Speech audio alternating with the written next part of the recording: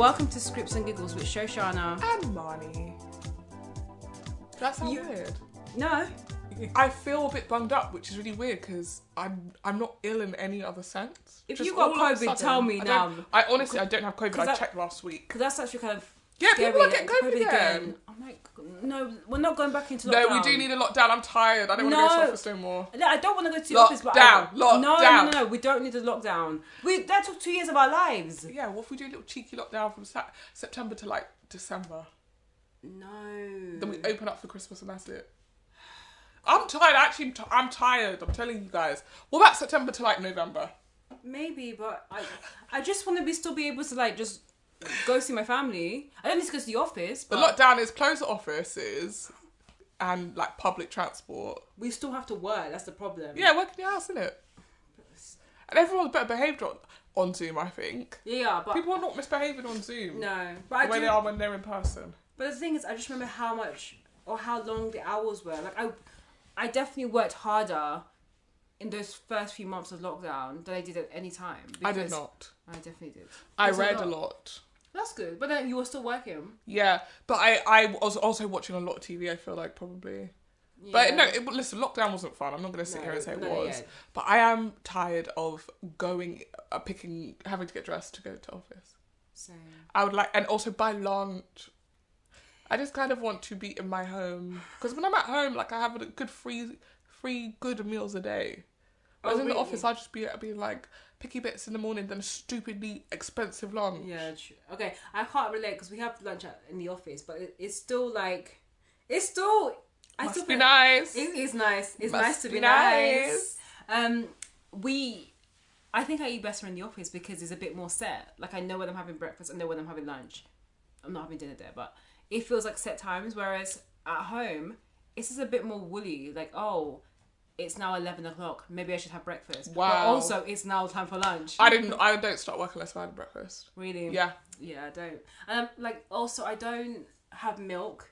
I barely have milk in the house. Right. Eggs go off. I always have milk in the house. Eggs go off. Eggs don't go off. Yeah, so because I live by myself, I don't need as much. Don't trust the date on the boxes. No, I can't be eating enough food though. That has never happened.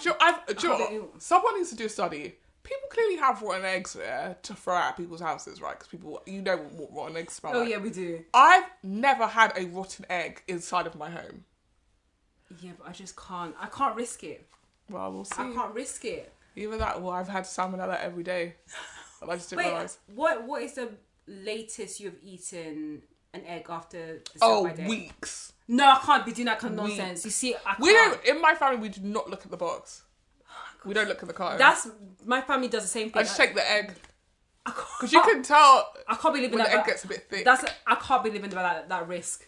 I can't be living at that edge. I've never cracked an egg and it not be a perfect egg. I have cracked an egg and I saw blood. Blood? Yeah, it was not free range. It was one of those cage eggs. Sorry, why would there be blood in the egg? It was disgusting. In the egg? Yeah, maybe it's on this period. So let me get this straight. Okay, ignore that point. That the egg. Ignore that point. That has already been formed inside of your ovaries is bleeding. Fam, it was red. That's what I'm saying. That doesn't make sense. I know. That's why I was wild. I couldn't eat it. I should have taken a photo just for You should have, because maybe it was actually a fully formed chicken. That's why there was blood, because the chicken then died. That's still disgusting. And that is why you ate that. Either way, that was nasty. Did you eat the egg? No, I can't eat that egg. I think I chucked the rest of the eggs from that cage out. Or from the case. The case. Tell the truth. The case. case. You've got a chicken in here somewhere. No, I don't. Laying eggs. No. I mean, it'd be free. Would it? It'd be better in this economy. Okay. Because the cost of living was... There was a point where there was no eggs. There was absolutely no eggs. You'd be going from store to store and there's no eggs. That also isn't possible to happen to me as a Ghanaian person. Eggs just sort of appear in your fridge. Jesus. You don't have to go to the shop. You just open your fridge and there's eggs. I was going to say, the first time I went to Ghana, our neighbour gifted us a chicken. Oh, that's really nice. And the chicken was alive. Yeah. And the chicken was in the house. Oh my god. Oh my. Obviously, like, where the hell am I? So it was just flapping about. Oh my. And then it would like come into the living room and then we'd all be like, hi, and we'd be like, ah. And it was Oh just my so crazy. I was like, gosh. this is not. But they couldn't put it outside because it would run away. So let's keep it in the house. And it was just Why it don't you was just get a so cage? chaotic. Like, it was making so much noise. And then the next day I woke up and I came out and my aunt was defeathering the chicken. Oh no. He'd been dead. Oh my god. And that's like, oh, that's brutal.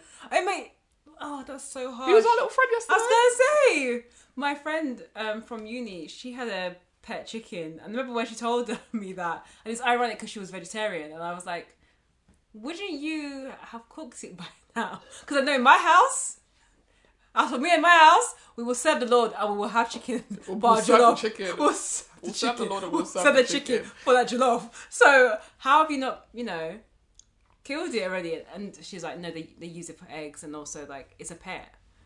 So there's like Chickens they look are very scary. I don't think they make great pets. Well, she was saying that the chicken was quite calm and got used to them. I don't think the chicken is alive now. I think it's dead. I mean, it's been a while since you don't we're want at uni. old chicken either, do you? No. Like, you don't want a chicken that's like grown old and died. Yeah, like, and also that for them to even produce eggs is a struggle. So just a sinewy old man chicken. Oh, that sounds horrible. Oh my gosh! But either way, I definitely think that, and I saw this on TikTok, being single has like a surplus or have a premium charge. There's a cost. What's that to do with chickens? No, because eggs.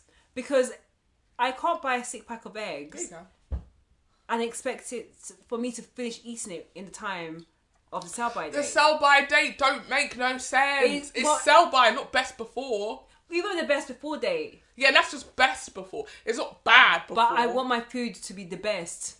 I want it to be good before, or barely there before, or adequate or average. I want it best before.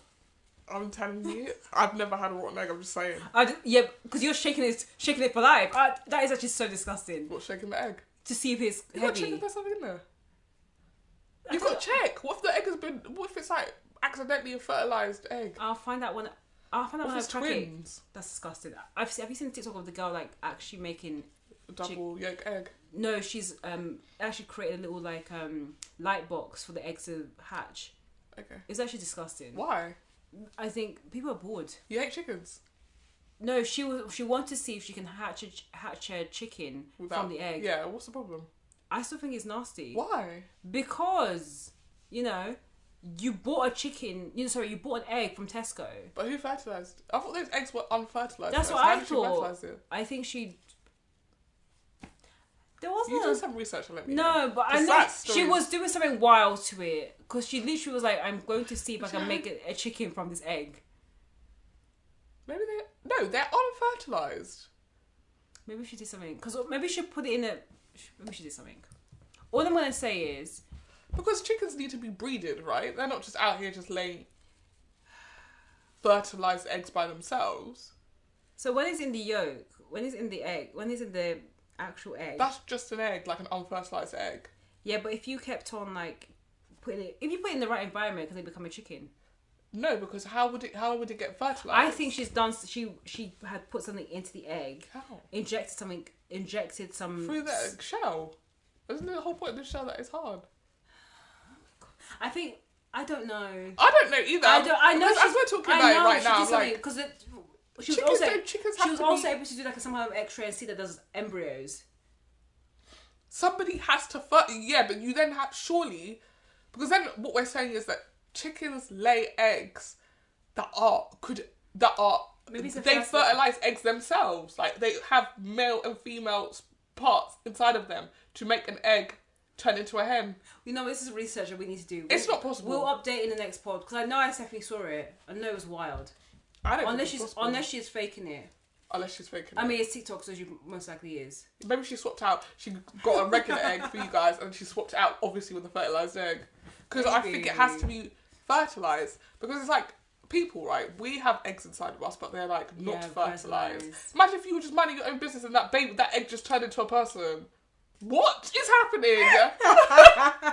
I did not sign up for this. It sounds like an episode of Grey's Anatomy. Literally, apparently I'm pregnant, but I've actually never had sex before. And they're like, yeah. So I don't know if you know this. After a certain time, if a woman doesn't have sex, she'll just start fertilizing eggs by herself. Oh, or it's like you're a hermaphrodite somehow. So then the sperm is out of you. What the hell is going on? This is stupid. Oh my god. Yeah, I don't know about that. I'll find out. Yeah, please do. I'm really curious now. I'm going to be Googling, are chickens hermaphrodites on my way home?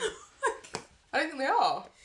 Either way, I think it's just a little bit more complex to be single and buy food. Even I forgot that's what we were talking about. That was the root of it. Chickens. Because also this is what happened last week. I was doing a shop and I had some beef and I thought, I'll do a casserole and have some carrots. All I wanted was 1 carrot. No, sorry, 2 or 3 carrots. The problem is if I wanted to buy a loose carrots, it would be like 20, 30, 40p. But a whole pack of carrots was 50. Too many carrots. So now, and this is what ended up happening, I had too many carrots, they went off, I had to chuck them away. It happens every time. It's just a waste. Anything. That happens and it only happens with produce. And I guess the only thing that before, the only sort of comforting thing is that you've only spent 50p. Yes, I thought, yeah. But with the inflation and the rise in price, like cost of living, like vegetables are kind of expensive. Yeah. Fruits are kind of expensive. So I can't be making carrot cake. I don't have that kind of. I can't be making extra things to just make up for the carrots, even though I should have. But yes, I bought spinach. Yeah, that's the worst one. For a recipe, and then realised I actually didn't want to make the recipe because I hadn't read the recipe properly, and it was basically like a ricotta pasta bake. Oh, nice. But I don't like ricotta. Great. So I was going to switch it out with cream cheese, but then I realised the entire pasta bake was just cheese. I was like, where's the sauce? I don't want to eat this. You should have made so like a I don't want the pesto-y recipe thing. anymore. I think you were going to make like a pesto-y thing with the spinach and... No, the spinach was just going to be in it. Yeah, that would be nice. So the spinach is just sitting in my fridge. And at some point, I'm going to have to go in there now and throw spinach away. Or I'm going to make up a recipe that like has spinach in it so that I don't waste the spinach. I just don't like having to... But that's, I guess, what you do. Yeah. Or put it in the freezer. But it's actually not that nice when you come out. My fridge is only slightly bigger than your fridge, and there is simply no space in that freezer. Yeah, the top part is a freezer. I know. Yeah. Same. Yeah. I think the top part is the exact same size as yours. Really? That's the one thing that has made me realise, actually, I thought, it's good that I have a big fridge, or a fridge. I actually need more freezer space than a fridge. Yes. Because I cook, but actually, and it's another big thing, when you cook, your food, it will go off after 3 or 4 days. Yeah, so you need to put it in the freezer. And there's not enough mouths to really complete the food in those few days. So. Sometimes you've got to be practical about, like, batch cooking is great, but you also have to be practical about how many servings you're going to end up with. If you end up with like 8, that will be off before the end of the week. Yeah, I put on so much weight the first couple of months me living by myself because I couldn't portion control. Well, I felt like I put on weight because I just felt like I was eating a lot more to make up for the fact that I was cooking. I was cooking way too much food, thinking, this is how I used to do it when I used to live with people. Yeah, I'm learning. Yeah, I'm actually buying a new fridge so I can get some more freezer space. Oh, really? Yeah, because I do feel like if I had stuff in the freezer, I would be less likely to order food. Yeah. And sometimes I just have a craving for chips. Wait, how much? And my freezer is too small for oven chips. Oh, yeah. So you just go, I'll just order. Yeah. No. Yeah. Adds up. Buy some potatoes and make them yourself, you lazy git. I do think I actually have potatoes as well. That is from another recipe. Yeah. Because they're like we're losing recipes. You only need like 10 potatoes, but they don't sell you loose potatoes. Yeah. So you just have to buy a pack of like 40 potatoes. I don't need all these potatoes, but you don't have a choice. Yeah, and then you have to just start doing this is what sometimes cooking can be interesting because you're like, okay, I have all these ingredients. What can I make? Eggs and potatoes. I have this random eggs, potatoes, sausage. You can make an omelette. I Spanish don't omelette. Like egg. I don't like some omelette. sausage. I like my eggs just straight egg. Really? Yeah. Well, you can make some hash with chorizo, potatoes, spinach, and have egg on the side. Yeah, basically. Yeah. There's your protein. That's it. That's all I have. Yeah. That is all I have. But, that's why you always need eggs. Yeah, I need to just cook more eggs. But when I'm at work and there's 3 eggs going, scrambled eggs, I'm always down for some eggs, some salmon, and some avocado. Good protein. Yeah, exactly. Or some poached eggs. Love some eggs. We need to move off eggs. Eggs, if you're listening, sponsor the pod. Big Egg Corporation. So anytime I do something stupid, which doesn't happen often, but the nickname I get from my siblings is Egg. Like, oh, you're such an egg. This is your egg moment. So that's really cute. That's funny. I've had a few. My sibling just loves me and doesn't think I'm ever stupid, actually. But that's really cute that your siblings do that. No, it's not even stupid it's moment. Cute that your siblings stupid. It's just comical moments, but not so smart moments that are funny. Like, there was one time something happened in the house and they literally were like, let's direct you to the kitchen, and took me all the way to the crate of eggs that was there and said, this is your moment. To be fair, I've known you a long time and I do think you probably do earn a lot of egg moments, actually. So, I'll allow it. Yeah, I know. Should we move on to pop culture news? Yeah, let's move on to some more eggs of the week. What's the egg of the week? Okay. This pop culture segment is going to be called Egg of the Week. But are we saying, we have to pick a good egg and a bad egg? Oh yeah, okay, let's do that. Okay, the good egg of the week for me is Zendaya on the cover of Elle. Ooh, I haven't seen that. September issue. I haven't seen that movie now. She looks really good. She's a good egg. She is, yeah. It's a bit more revealing than I think her usual. She's quite demure. Yeah, in general, but I think she's got amazing style. I think it's her. I also think her parents, her family is it Zendaya or Zendaya? I'd never know. I just call her Zendaya. But it's maybe Zendaya. Like if you say Zen, Day, yeah. Stop saying it. So which one is it, Zendaya or Zendaya? Yeah, I'm gonna say maybe it's the way it's phonetically spelled is Zendaya. Oh. Okay, so it is Zendaya. Yeah. She was really hot. Yeah, she was really nice. The backless dress number. That's a moment. She's very grown up and edgy and dommy. Yeah. Oh my god. I feel like you would wear that.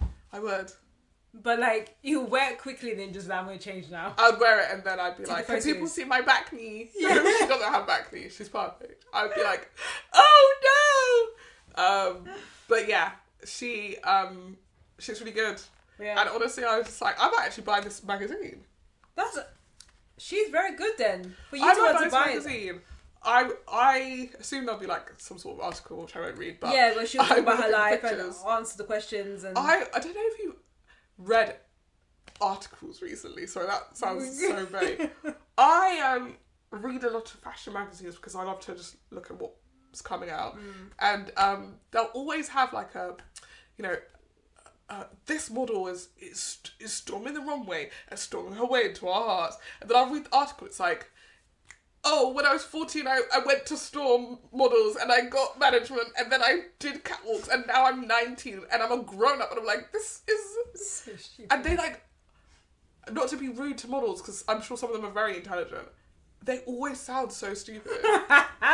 They're like, I'm just a regular girl.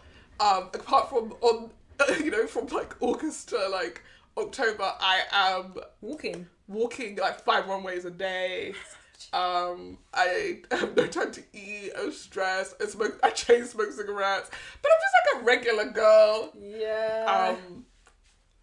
I like to travel. I have a cat. I'm just shut up. But they want to show you the human. This goes back to American Sex and Model, where Tyra always said you need to have a personality. The girls that have personalities may not, and the ones that won, they had the personalities.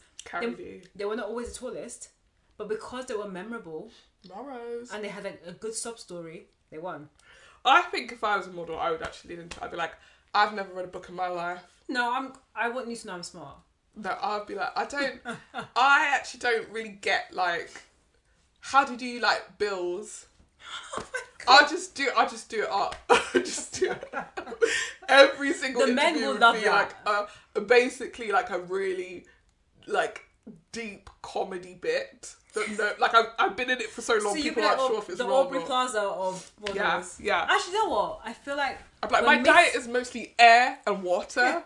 What the hell was that? What accent is that supposed to be? I'm a transatlantic accent now because I did 2 catwalks in France. I'm so finished. I think there's a missing gap of an Aubrey Plaza in modelling. Or they're like, really, they're like, walking for Issey Miyake was life-changing. I've been watching them and it's like, oh, shut up. I just want to be like, I don't really get fashion if I'm being honest. Like, sometimes the dresses are nice, sometimes ugly. Either way, I just walk the runway. When I'm walking, I actually think about global warming. I'm so finished. And the meaning of life. I'm so done. My favourite pastimes is like sleeping and also thinking about sleep. I'm actually finished. What do I hope to do for the industry going forward? Very little. I hope that nothing changes. It's perfect. Those are my 7 Do you know what? I think that if you were a model, you'd be famous for your, like, you'll be the unpopular opinion model that everyone will be like, we love her because she just says what we all think. Yeah, I'd be like, I'm just saying shit. And then, but we love that. Whereas for me, I used to read a lot of fashion magazines when I was younger. So did I. I was going to work I don't know. Then I realised it wasn't a rule. Oh yeah, almost. From Ugly Betty. Yeah. My dream is to work at Mode. I worked at Condé. Well, I did a very small work experience at Condé Nast. I was like, interesting. Nasty. Yeah. Well, I've heard that, yeah. I mean, I didn't see it firsthand. Everyone seemed nice, but for me, after that, I was like, it's not really for me. But I found it fascinating. I still binged almost every season of America's Next Top Model until it got a bit too old, and then we realised it needs to be cancelled because Tyra was getting cancelled left, right, and centre. I'm watching Supermodel Me. What is that? It's like this Asian supermodel, basically Asian. America's Next Top Model. Yeah. Oh, I didn't know they were still doing it. But like it's like Pan Asian, so it's like people from Vietnam, people from Thailand, people from Singapore. I love that. And the challenges are crazy. Is a lot of There's physical... one challenge where they were boxing each other. Oh my gosh. I was like, sorry, your job is your face and you're letting people punch you up. Oh this my is gosh. So... I can't. But it's so do you know what I feel like I still don't quite understand, having watched so much of those shows, is like when they're like, this picture is great, this picture is awful, and they're like very similar. Yeah. And I'm like, why what's is this the one difference? bad? Yeah. I think Why is it bad? I kind of see it from like the marketing creative standpoint myself, where like you kind of know what is gonna sell and what isn't. So I'm getting better at that, but it's still hard when I used to watch American Next Top Model and they'd be like, they'll show the photo and I'm like, this is a really beautiful shot, and they'll be like, but you're not giving. I'm like, what do you mean? What else? Your eyes are dead. She's hanging down. You know, we can sense your fear. Oh my gosh. Like you put me upside down off a crane. You put me 90 feet off the ground. You put me in a coffin and told me to covered rose. with spiders. What am I supposed to do? My friend just died. That one was so harsh. That one was harsh. That show is crazy. It was nuts. And I was like, in my head, I was like, it cannot be coincidental. No. Like, it couldn't have They been like... absolutely did on purpose. Yeah. When I was watching Supermodel Me, they literally had a challenge where it's like, you're going to have to pose with like eels and frogs. And one of the girls was like, I'm terrified of frogs. I was like, what specific thing? Yeah. As well. So there's no way they didn't know that and go, right, we're doing a frog episode. Oh, 100%. 100%. Because she's going to freak out, which she did. Yeah. My good egg is actually in the world of fashion. It's actually Beyonce's stylist for her Renaissance tour. Okay. Because I've kind of, like we've been on holiday and had a bit of a summer, and I was on tour of some parts of Asia. I felt like I was also on tour, or have through TikTok and Instagram just been on tour of Beyonce's tour across Europe and across America. Okay. And every night there is a new outfit. And the outfits, some of them are so nice. Like, really incredible. And I know that it's a good chunk of them is just like local designers who definitely want to dress Beyonce and just created it for her for free. Because I remember seeing on TikTok, someone was like, how much do you think Beyonce's wardrobe budget is? And I'm like, probably not that much, because everyone just wants to dress her because they know they're going to get the free promo. But also, I think that Beyonce's stylist is working very hard to just find those really nice looks. And probably Beyonce's has a big say in it. But I just think a good egg is the stylist, because they're just thinking about the states, the country, or the town, wherever they may be, but also just bringing this glamour and fun, and also outfits that she can actually dance in. So yeah, Nice. that's my good egg. My bad egg of this week, Lisa from the new series of Ultimatum. I haven't watched it yet, but you can continue talking. We have to commit ourselves as a society to not supporting, to being very, very strict about domestic violence. Wait, for real? And in the, I want to say it's in the first episode, maybe it's at the beginning of the second, her partner is just speaking to it. Wherever they got to couple, they're recoupling, or whatever they call it. Pinnock, yeah. Her partner's speaking to someone. She goes over there, and is like, what's going on here? Basically, it's so rude that the girl leaves. Then she's like to her partner, so you want to get with her? I'm going, I don't even want to be here. Can I ask you one question? Who did the ultimatum? She did. Be for real. Then she then gets up, and he's like, where are you going? Like, why are you going off? Like, this is what the show was. And she shoves it, like, pushes his face. No. And they didn't kick her off the show for that.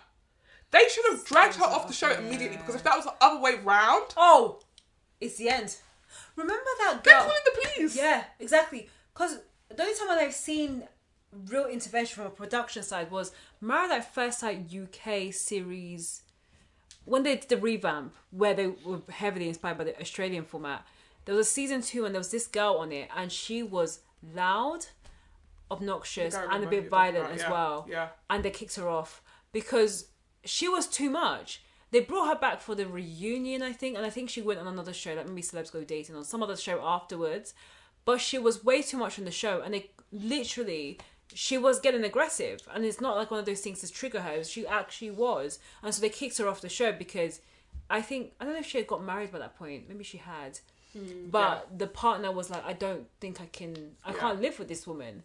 So production has the responsibility to intervene. I cannot wait to watch it. Not in a way to sensationalize that moment, but I wanted to see what happened. I was really shocked, actually. I was really shocked that like they then that production didn't step in then, but like allowed her and him to then go outside and for her to start berating the woman, be like, "Oh, you want to be with that Hooters bitch? That bitch ain't got nothing for you. She can't give you nothing. You're not gonna learn nothing from her. She's a raggedy bitch." Like, really, her temper, honestly, is disgusting. I do have to, and I think if it was the other way around, they wouldn't think twice. And as I was watching it, I was like, if you're not going to get her off the show, I don't know if I can watch this, because I don't think it's fair that she was able to do that and then come back the next day. And you had also, what I think was crazy is the way that she behaved.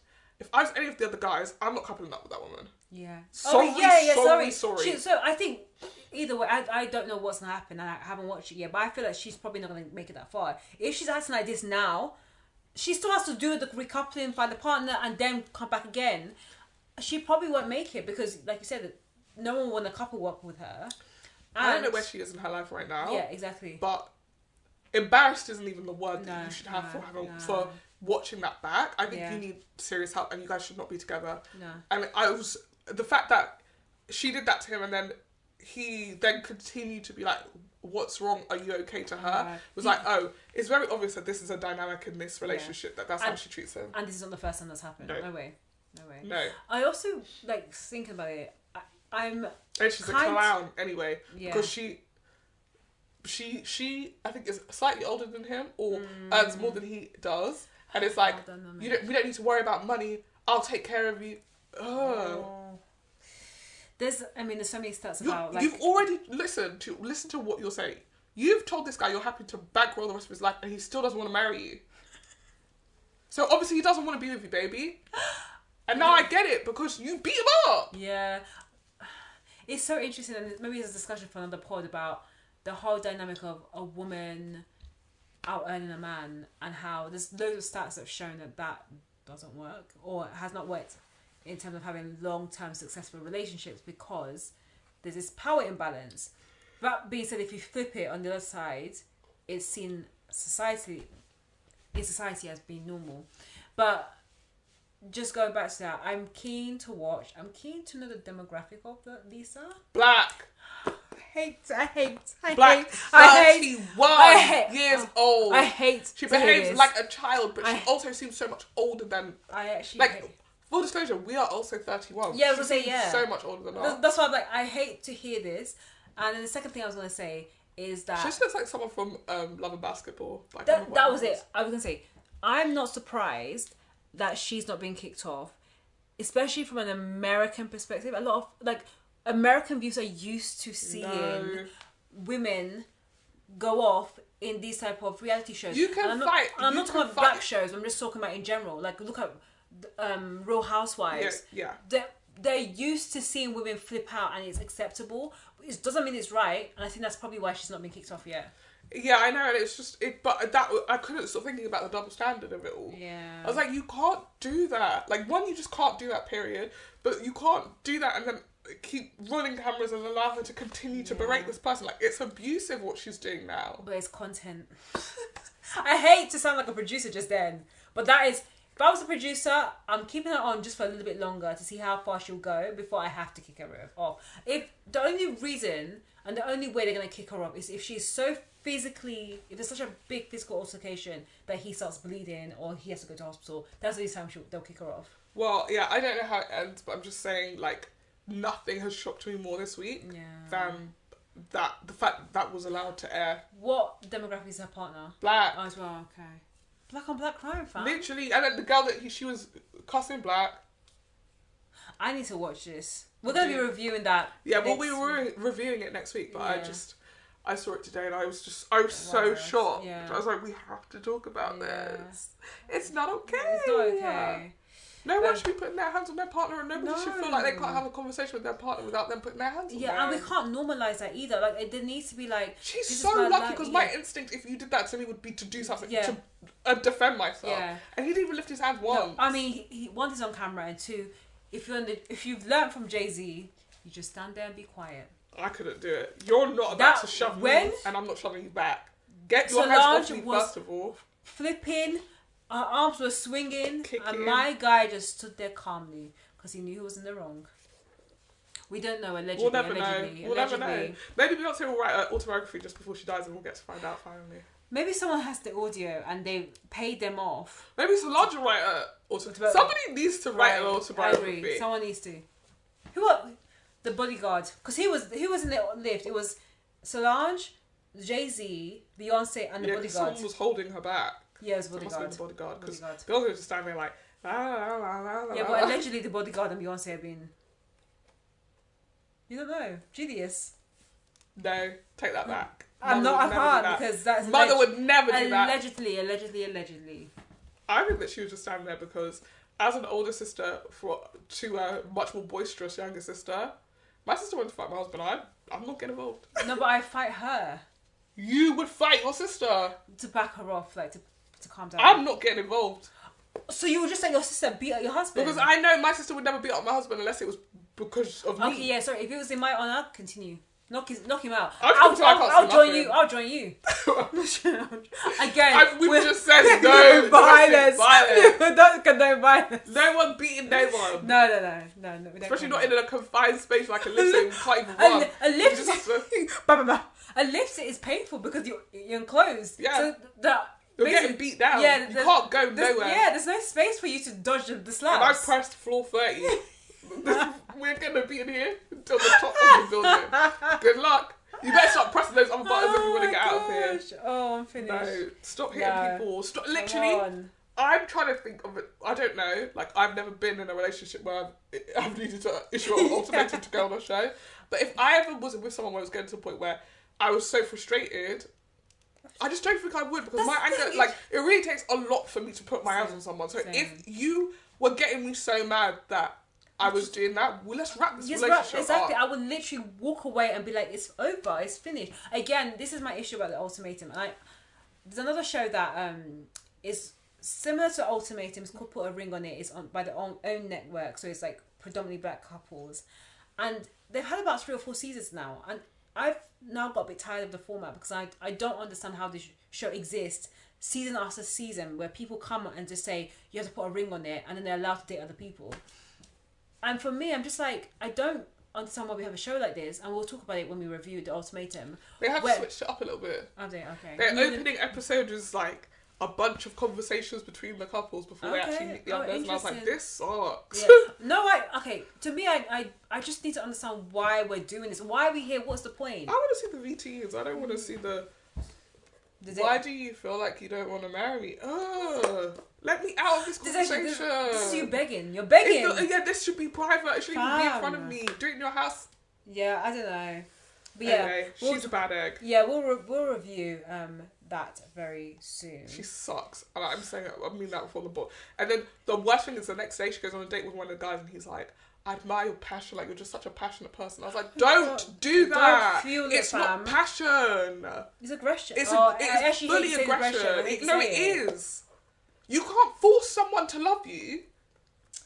And what you're feeling right now is you should turn it inward. Because what you're angry about, you really should be angry at yourself. Yeah. You've spent 2 years with this guy. You've been bankrolling him. And he still doesn't want to marry you. That's a you problem. Tom just wants to have a paycheck. That is a you problem. It's not a him problem. It's not this new girl's problem. It's yours. If you give something, you got to give it freely from your heart. Yeah. If you're going to get that defensive about it, you didn't give it freely from your heart. You only gave it because you thought you was going to get a ring out of it. Yeah. You need to go and get help. You need to get therapy. Yeah. Sorry. Anyway. I feel very passionately about the fact that she is disgusting. Well, I can't wait to watch. And we will review. I have zero sympathy for her. Yeah. Actually, this is very rare because usually I always sympathise with the women. I have zero sympathy for her. I think she is a nightmare. And she does not deserve to be married. Wow. My bad egg.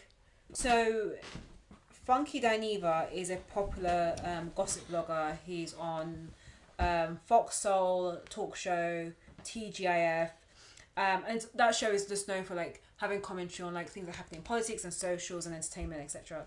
And he was famous for also calling Blue Ivy ugly. Ooh. And now he's also said something very similar. If it's a man, I don't want to hear it. Yeah, it's a man. Yeah. And yeah, so rumors continue to swirl. The singer actress so there's rumors that Hailey Bailey, the lead from Little Mermaid, is pregnant. So that's a rumor that's been going on. But I think while they were having these discussions, that's when Funky Dineva was saying he doesn't like her. Chloe Bailey is lame.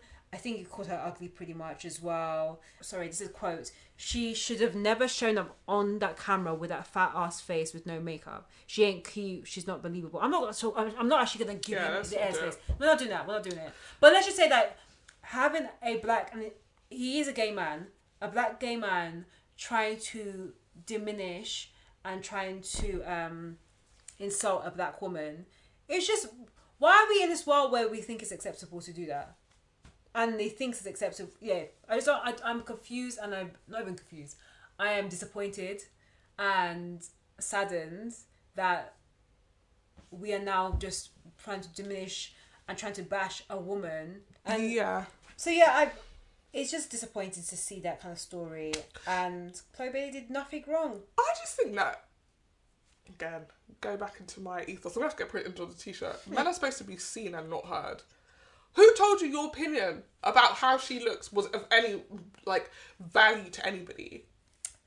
I hate it. Yeah. What makes you think, as a man, anybody cares about what your opinion on what a woman looks like is? Yeah. I don't care what you think about what she looks like. I've never heard of this guy, and I would have continued my life perfectly fine without him. But, like, I'm definitely not going to start listening to you because I heard that you talk badly about women. I'm definitely never going to check you out. Like, it's just such bad vibes. I didn't know about leaving the Blue Ivy thing. And actually, I was listening to a podcast. I should have been a kid. Yeah.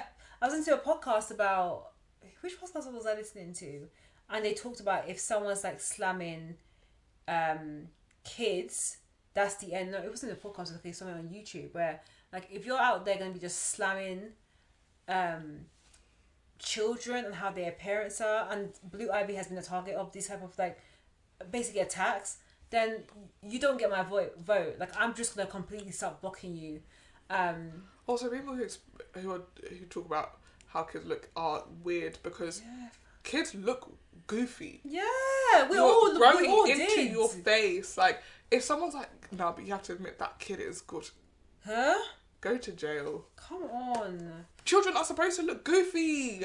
You yourself, they're talking. Did you see yourself? Did they want the Blue Ivy to look like Beyonce at 4? Yeah, what are you talking about? Come on. She's a child. Yeah, I feel like she's gonna have buck teeth. Yeah. And her eyes are gonna be too big for her face. Jesus. Because she's a kid. Like even when I see her on stage and performing, I almost want to pray that she's just protected, because it's just so hard being a star's daughter or a star's child, which I know is. There's some privileges. There's no doubt. It's a very unique situation. Yeah, it's a very unique situation that you have. Your parents are like superstars. Yeah. But there's so much pressure that you are lived under. Yeah. And you're such in the public eye, and you can't do anything about it. She could have said, "Oh, Mum, I don't want to dance on you at all." But people will still know who she is, and people will still take photos of her. And also, why shouldn't she enjoy it? Like, if your mum was Beyonce, of course you'd want to go up on stage with her. Yeah. So, like, yeah, of course her daughter wants to come up and perform at this massive tour that she's doing. Yeah. And maybe and also, of course, she's learnt the choreography, because this is probably all her mum's been doing for the past, like, year. Like, this is what their family does. Yeah. So, why can't she enjoy that? Like, why do they everybody have to be, like, weird and fucking creepy on the internet? Like, grow up. And are you even hot? Every day, what is that saying from the Bible? Let he who is without sin cast the first stone. I forgot that. And you, sir, I doubt it that you are a person who is not what's the word? Let me show you. Aesthetically challenged, shall we say? That when somebody looks at you, they wouldn't say the exact same things that you said about she's plain. Come on. I mean, it just smacks of jealousy as well. Oh, she's plain. She doesn't deserve to do this. She doesn't deserve to. It's not about deserve. She got it and you didn't. Yeah, fam. And she's got talent. She's got it and you don't. I know we've said things about Chloe Bailey in terms of like the roles she's chosen, especially with Swarm. But she is incredibly talented. You cannot say that. She over-sexualized herself in the beginning, but I think she's dialing that down. But also, why do we not have grace for people in the spotlight? Yeah. We just expect them to be perfect. No. She came onto this industry as a teenager. She's trying to figure out who she is as a person. And the rest of us got to do that behind closed doors. She didn't. Have some grace. I don't get everybody turns 30 and forgets what it was like to be a teenager or be 20, and it's like very awkward and uncomfortable and weird. You're trying to figure out who you are. So. And then you look back, you look at someone else who's 20 and you're like, ugh, I would never have done that. I was so together. No, you weren't. You were wearing business casual to the club like everybody else. Not one of us said, isn't this weird that I'm wearing a suit to the club? No, we all said, yeah. So I'm going to wear wedges, a pencil dress, a headband, and no makeup to the club. I mean, we all did it. We all did it. So you are a follower just like everybody else. Leave this girl alone. Yeah, come on. That's my thing. So those have been our eggs of the week. Bad eggs, good eggs. Bad eggs and good eggs. And now it's time to move on to a potential... omelette. Yeah. Oh, yeah. Oh, I haven't thought about that. That's episode 9. Yeah. Because we are now going to be reviewing The Bear Season 2. Bear Hive, stand up. We're back. We're back. God, it was good to see Kami. I was sure it was. Oh. I have to say, so the last season in our review, which you should definitely listen to, and we'll try and link it out in the description notes. One thing I did say about Kami was that he looked like he was really struggling, and he looked like he hadn't washed. And this season, the makeup artist was like, I'm coming correct. Because he no longer has rosacea, guys. Yeah, that's exactly. He really sorted that out, because he looked great. He did. But do you know who I thought looked greater? Desi. The scene that... Okay, that episode... You have a problem. No, okay, the episode... America has a problem. America has a problem. You have one. That episode where, so it first started off is, I think it's episode 8. When Sequoia and Kami takes him to... When he goes to the restaurant training thing. So when they... Oh, we're jumped further ahead, but I'm just going to make this quick point. Let's just start. Horny, get all the horny stuff out of the way. That scene where... Okay, so basically in that episode, Desi, character who is called... Richie, I was going to say... Cousin. Richie. Yeah, cousin. Because he had been basically a menace to be around in the restaurant, basically Carmen's sister was like, can we just get rid of him and just get him to do something? And Kami, because he's been training all the chefs to everybody in preparation, get better. To get better in preparation for the opening of the restaurant. So he was like, okay, Richie, cousin, you should go and train at one of the top restaurants in New York. And that restaurant looks on... mad. Yeah, I mean, sometimes when I watch the show, I'm like, have we ever been to a restaurant? No. Like, we definitely have not been to the restaurant. Not like that. No, never like that. Where we went on your Instagram, we saw that you hate butterflies, so we've actually removed everybody. Huh? Excuse me? It was just Let me out. This is scary. I know. I've been to like some, top restaurants. Not like the top Name restaurant. the top restaurants. The Shard. Rocker. I love that. What are the ones? I've been to some STK. Have you been to Edebiri? No, I haven't been to Neither have Edebiri. I. Should we go? Why not? Should we go? I think we should in celebration of the bear. We need to go to a 100%. really, really fancy restaurant. Maybe we see do it when Series 3 comes out. whether it's different. I think that Like, the food... if we're actually getting the service and the food. Because I have a problem going to a restaurant where the plate comes and I'm like, there's not enough food on this plate. That happened one time. My birthday, the food came down with my mum and they handed the food down and we had to send it back because it wasn't what we were expecting because it looked so minuscule. One Christmas, we had decided we weren't going to do anything for Christmas at work. Yeah. And then, like, the day before, we were like, oh, should we go just have a meal? Yeah. We went to this fancy restaurant that was downstairs because at the time we were in Somerset House. Yeah. And we went downstairs and my colleague ordered the Welsh rarebit, which I don't know if you know what rarebit is, but it's basically cheese on toast. Yeah, I don't know. Cause I thought it was meat. I thought it was like rare meat. That's what I thought. It's not. It's basically cheese on toast. Yeah. And everybody's food came, and it was like a decent portion. And I shit you not, they brought her a plate double the size of this, right? So a big ass plate, one measly slice of toast, and a bit of cheese on it. And when I tell you, I was crying laughing. I said, this day, bear in mind, already we basically had something close to the meal that they have at Christmas in this, where one of our colleagues was crying at the dinner table. She got up to go to the bathroom. Our boss then came in and we're like, she's been crying, so I don't give a fuck. Oh my god! The whole meal was so tense. Wild. And then they brought out that tiny piece of bread and I said, oh my god! I couldn't get my head. I was like, this is crazy. And it's a comedy. Like £18. I was gonna say, it probably costs more than your... More than a meal. So we just kept ordering bottles of wine instead. Like, she's gonna be smashed because she didn't eat any food. No, by that point, I have to order more food. Like, this is ridiculous. She got dessert. That's not enough. You give me cheese on toast and expecting me to be... And the toast was soggy. That's disgusting. Because it had obviously sat. It was so wrong. So also, funny. it feels like so funny. that's like the icing on top of the cake. That could cause a meltdown already.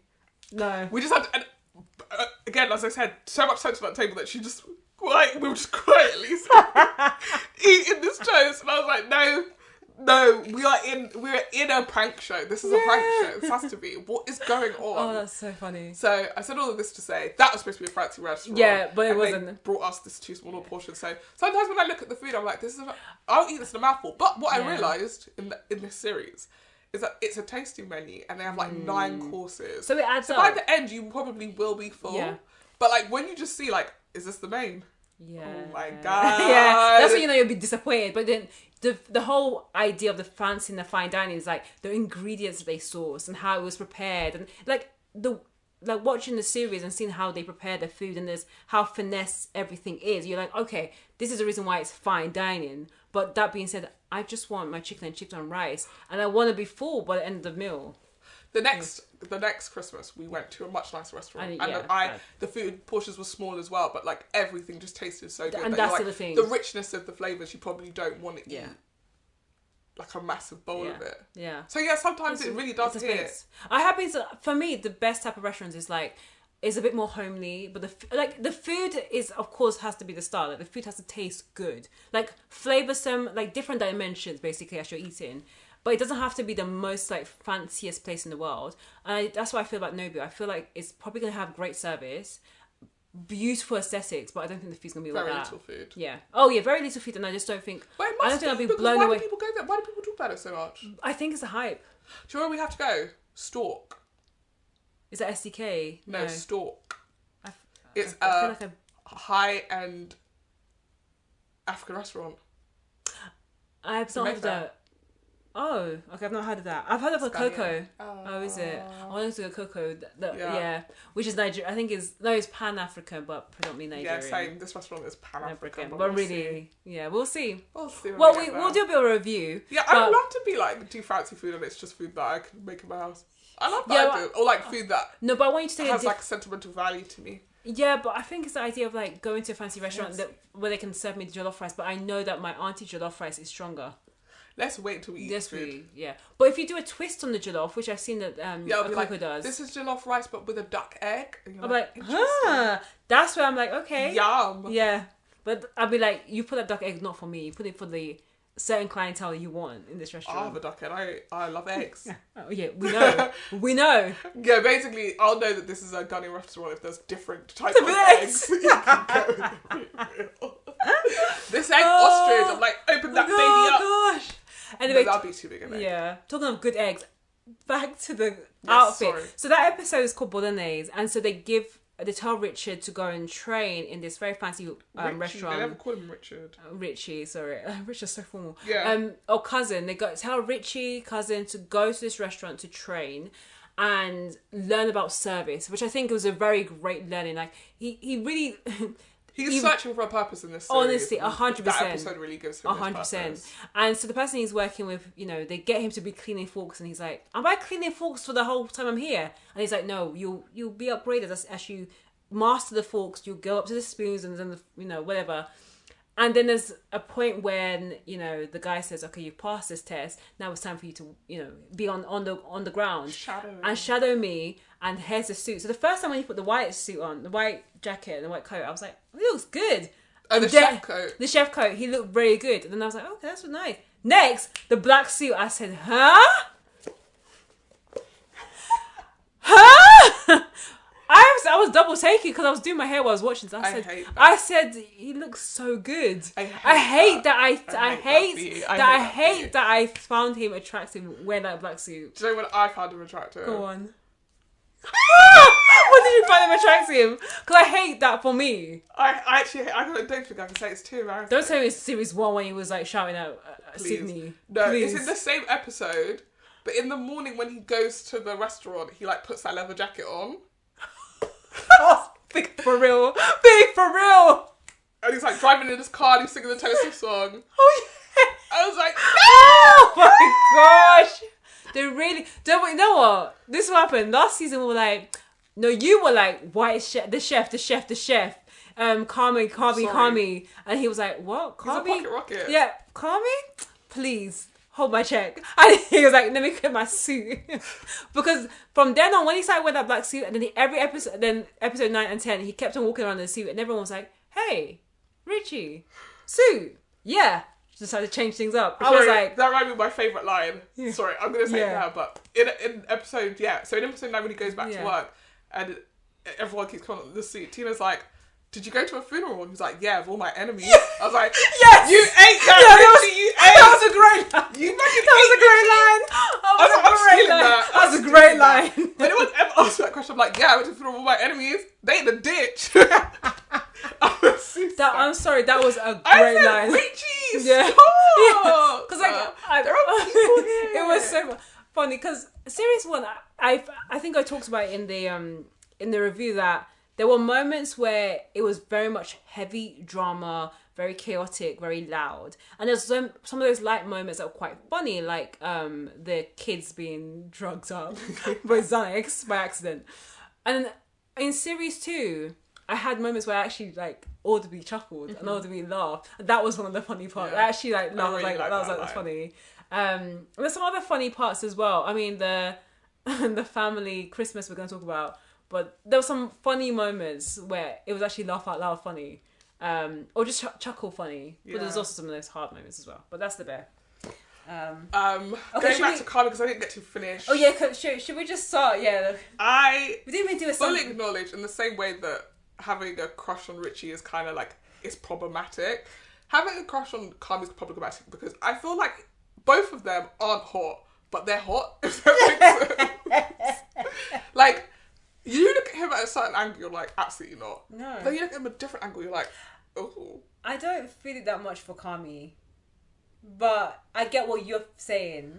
Like, it's the authority for me that I'm like, In episode, I think it's episode 2 when he meets Claire again. Yeah. And they're at the fridges, yeah. and the light from the fridge is blue, and then his eyes are blue, and I was like, I don't know why, but this is so dreamy. Oh my God. Like, if they don't fall in love, this is crazy. I was getting confused by that particular scene because it's right at the end of the episode, and it gets clarified when he's trying to tell her his number. Yeah. And I was like, why is my guy forgetting his own number? And then it becomes clear that he gave her a false number. I liked that moment. It was sweet. But it was a bit weird to see him in a romantic setting this season. Yeah. Which is something that we'll cover. I think we should give like a mini summary of the season. Okay, so basically, brief recap of season 1. Yeah. They run this restaurant called The Original Beef of Chicagoland. Yeah. Which is a really catchy title. It's exactly the kind of restaurant that have you been to The Original Beef of Chicagoland? Which used to belong to Kami's brother Michael, who has since killed himself, and now Kami has inherited the restaurant. Yeah. Carmen, is basically a Michelin star chef. Yeah. And everyone's like, what is he doing here? This is way beneath what his talents are. And he probably thinks that too. There are people that already work at this place, and it's basically a hole-in-the-wall sandwich joint. And they're like, don't come in here and make it fancy. We make sandwiches, that's what we do. This young chef called Sid turns up one day, and she's coming to basically stage, which is very fancy restaurant terms for like plating, essentially. Yeah. And Sid and Carmen really quickly form a bond, and he ends up making her his sous chef. And they are like, we're gonna turn this restaurant around. And it turns out that the restaurant owes their uncle Jimmy a lot of money, because Michael had taken like a 300 grand loan out with him to do up the place, but nobody knows what happened to that money. They spend all season trying to figure out like what's with the books, why is it so complicated, and where are they going to get this money from, because they're already like in the shit. Towards the end of the season, they have a great review in the paper because Sid, getting a bit too big for her boots, decides to serve the reviewer a plate of food that is not on the menu. She didn't know it was a reviewer, just a random... Oh, did she? She does. Okay. She knows what she's doing. So basically, she serves that to Carmen, is like, can we put it on the menu? He's like, not now, we don't have time for this. Yeah. And she sees the guy out the front, and she goes, this is for you, compliments of the chef. Yeah. He then eats it, he then reviews it and says, this is incredible, you people should go here. So going into episode 8, there's a lot of tension, because basically Carmen's like, you served him something that's not on the menu, and now that's what we're going to be famous for, yeah. Exactly. She's like, but that's good because we got a good review. But she knows that she did something wrong. The vibes are off. She had suggested that they start doing delivery orders, but forgot to turn off the option for pre-ordering. Pre-orders, yeah. So when they start work that day, they already have 98 orders. Yeah. And they quickly descend into chaos. Everything falls apart. Sid leaves. Marcus leaves. One of the best moments of the whole season. Yeah, it's episode that's shot entirely in one shot as well. Yeah. So it's a very immaculate episode. Yeah. The following ep, Richie finally gives Carmen a note that he found in episode 2 from Michael. His brother, Michael opens Carmen opens it, and it's a recipe for the spaghetti that he used to make. And Carmen's like, of course this has always left me like a recipe. It's like, after all this time, like, I don't know, I was hoping, he thought maybe it would be Michael's suicide note. It's not.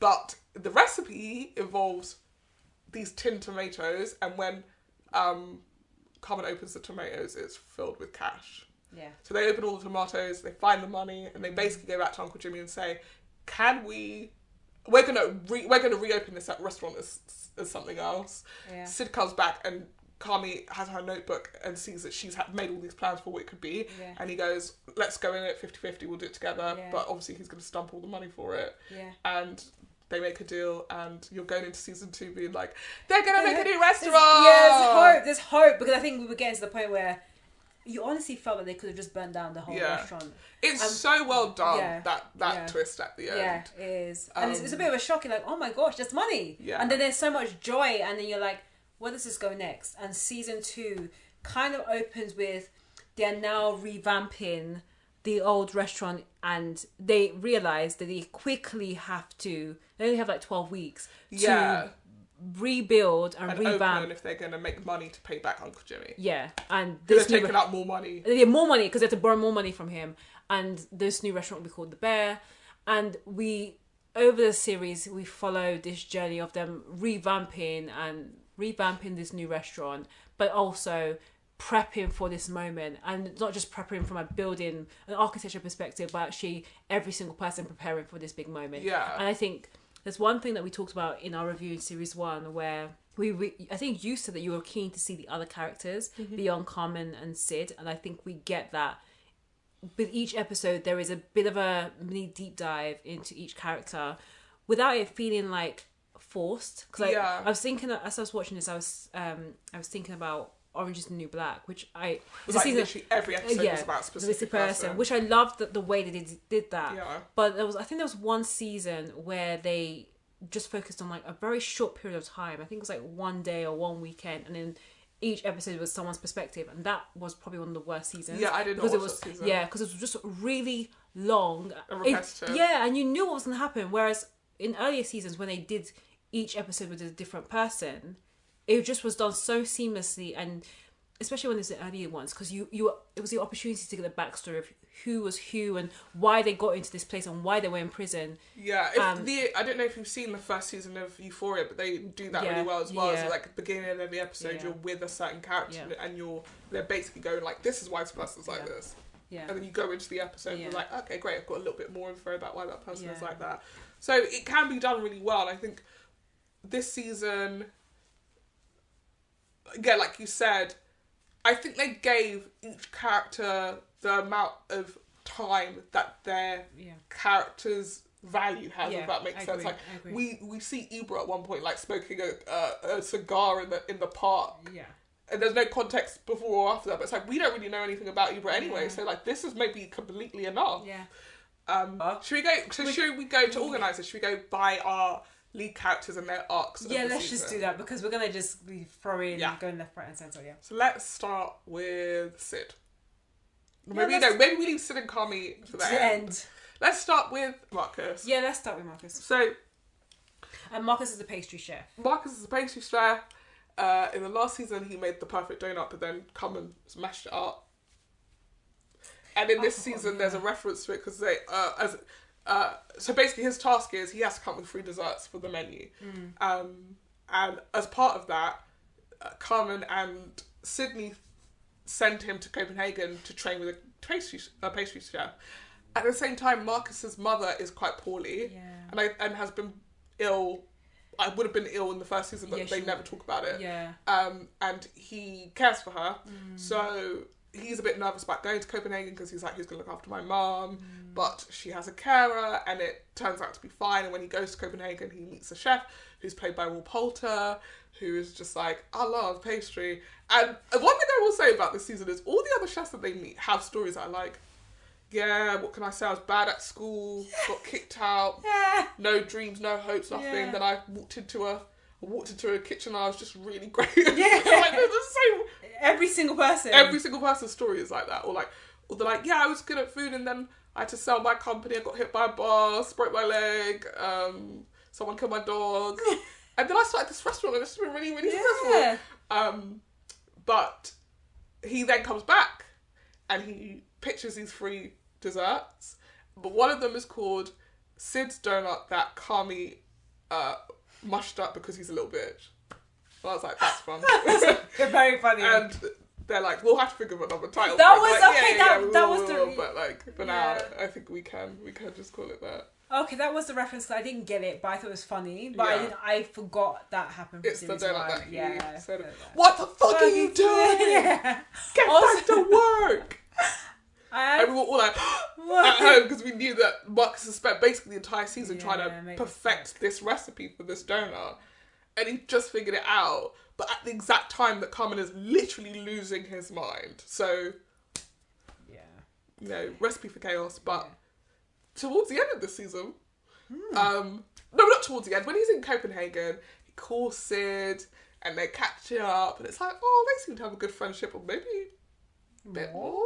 I mean, it was kind of hinted a bit in series 1 where they seem to get on very well. There's nothing romantic about it. It's just two people hanging out. Yeah, but you could again, in the review that we had in series 1, I was like, You're forcing it. I'm not forcing it. I said that if it's going to be a romantic couple, I would prefer it to be with Marcus and Sid. That's what I said, because it felt like there was this warmth and this comfort, which you could always have with a friendship, but it felt like, especially given that they were from the opposite sex, it could potentially be more. You are a grandma. He's a boy, you're a girl. Get married, or yeah, why not? Where's I get the impression that, like, of eligible bachelors at the workplace, it is just Carmen or Marcus. So I get it, and I got it.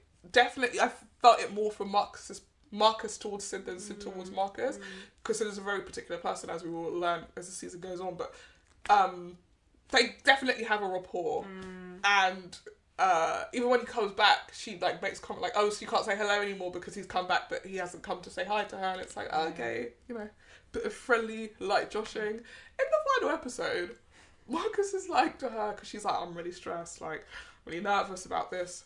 And he's like, "Well, what are you going to do later?" And she's like, "Probably throw up." He's like, "Do you want to get some food, maybe before or after?" And she's like, "No." And then she's like, "Sorry, you weren't asking me out?" And he was like, "No, I wasn't." She's like, "Oh, good, because that would be weird." Well, not weird, but, you know, it's just like so cringy. I was like, stop talking. I related to her very much. Stop talking. I actually relate to. I think she did it in a very. There's no other way you can do it. I thought that he would be more chill about it, actually. Like, I thought, she would be like weird, and then he'd be like, "Yeah, I'm asking you to get food." Yeah, like, what's up? But even the way he asks her, like, the girl said that she's stressed. But so come eat some food and relax with me. Maybe I'll give you a back rub. Nah, it's weird. I don't know. It was. I kind of related to where she was like, "No, I mean, sorry, you don't mean a date." Like, okay, cool. Well, but if you had meant a date, was you going to say yeah? No. Exactly. So what did you ask? You don't mean a date, do you? I'm still saying no, but... I just want to make sure you know that I know that you're asking me on a date and I still don't want to go on a date with you. Damn. Damn. Let me just... We've all been there. We've all been there. You have to let a boy down, Jenny. She didn't. So they then...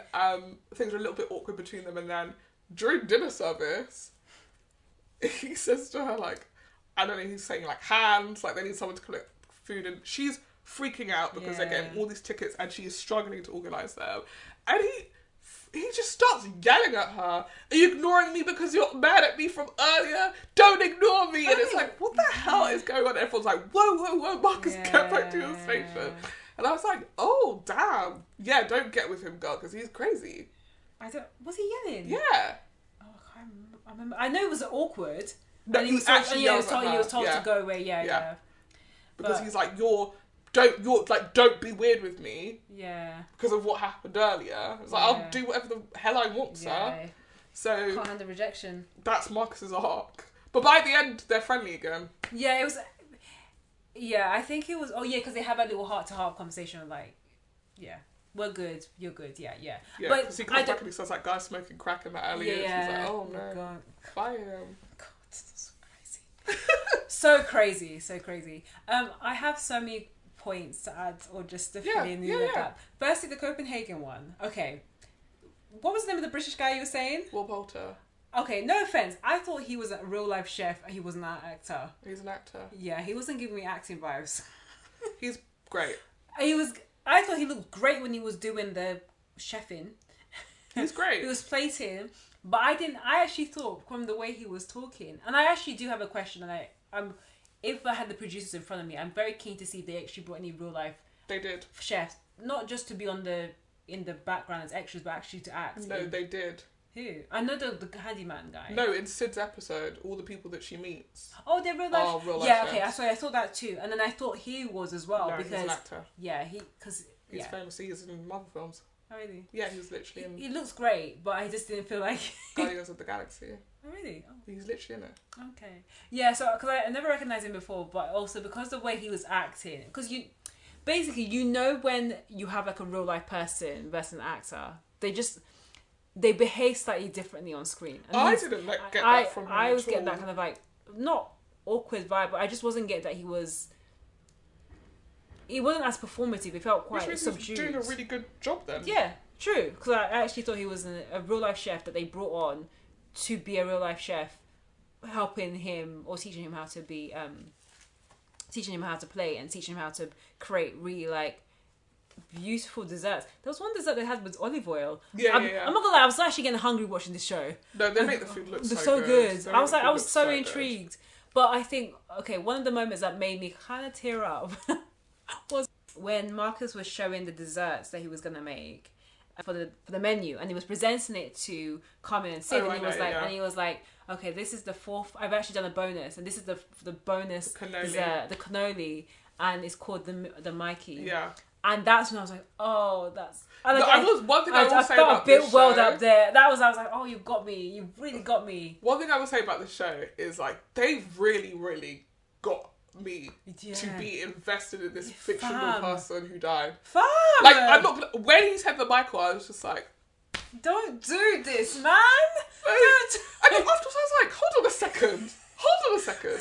If I lived in a world where people kept on being like, hey, we've named this after your mum, I'd be like, leave me alone. This is going too far. Can we not move on with our lives? Like, every minute of every day, we're just talking of how am I ever going to get over this? Yeah, not get over it, but like, how am I ever going to finish my grievance if we just keep eating it? But that's a present that, like, Mikey was like a presence in the whole... He wasn't that nice. He wasn't that nice, no, but he was a present in the whole of the restaurant and for all of the team, but he's kind of like the missing piece that's still there. He's like the extra chef, they're still there, but no one talks about him as much. Even the locker moment when, like, they're trying to move the locker. Even that made me sad. Yeah, that was sad. I mean, but I think that the cake presenting and calling the Mikey, that got me at that point. But that was a very sweet moment. I realised something. I've never related more to anybody I was going to say...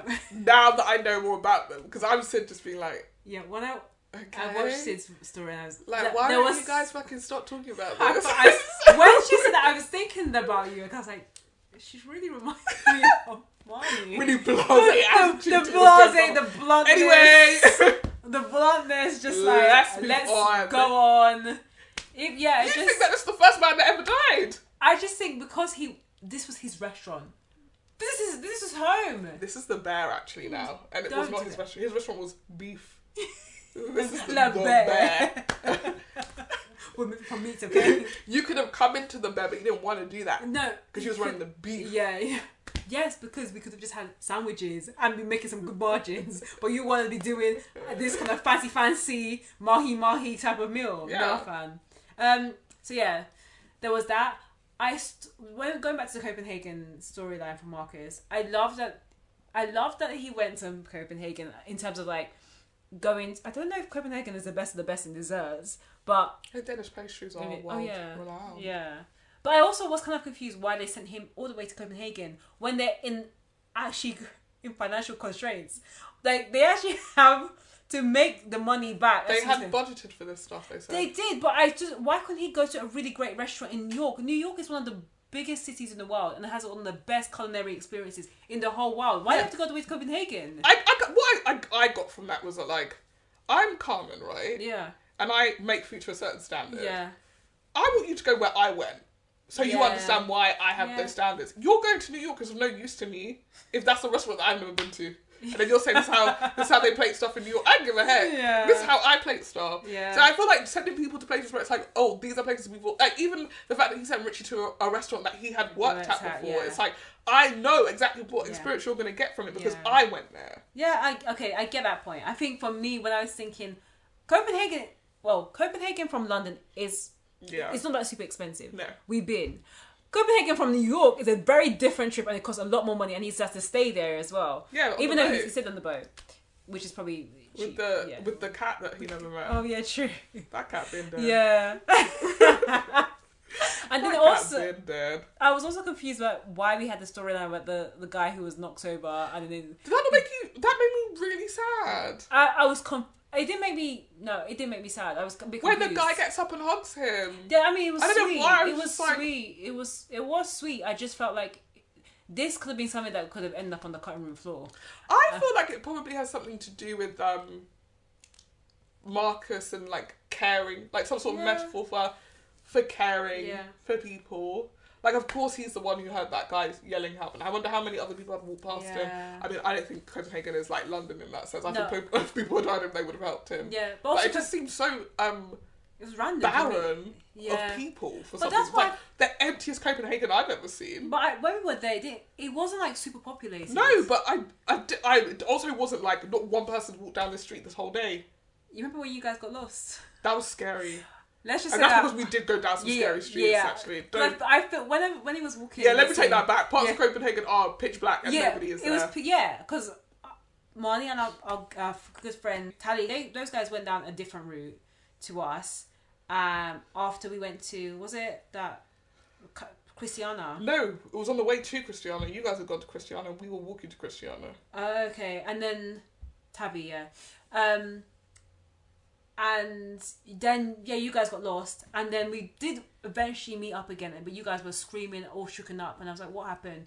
You went down this wrong route, pitch dark, and you screaming and all shooken up. We were all shooken up. We weren't screaming. All the way. You were screaming when you were there and lost in the middle of the bush. We were screaming in the woods. Yeah, I can tell you now, it probably was in the woods. It's probably that same place that the guy was. No, there was water. There was water. Oh wait, there was the train track where that guy was. There was water. The guy that was. And we didn't even. You couldn't see the water, so we had walked into the place. Only that I was like, "What is that noise?" Otherwise, we would have walked as well. There was no barrier. Straight into it. Splosh. Yeah. Who knows? No, that would have been dangerous. Because they'd be like, "Where's our friends?" I can't swim. She can't swim. So that would have been the end of us. So yeah. I've never been more scared in my life.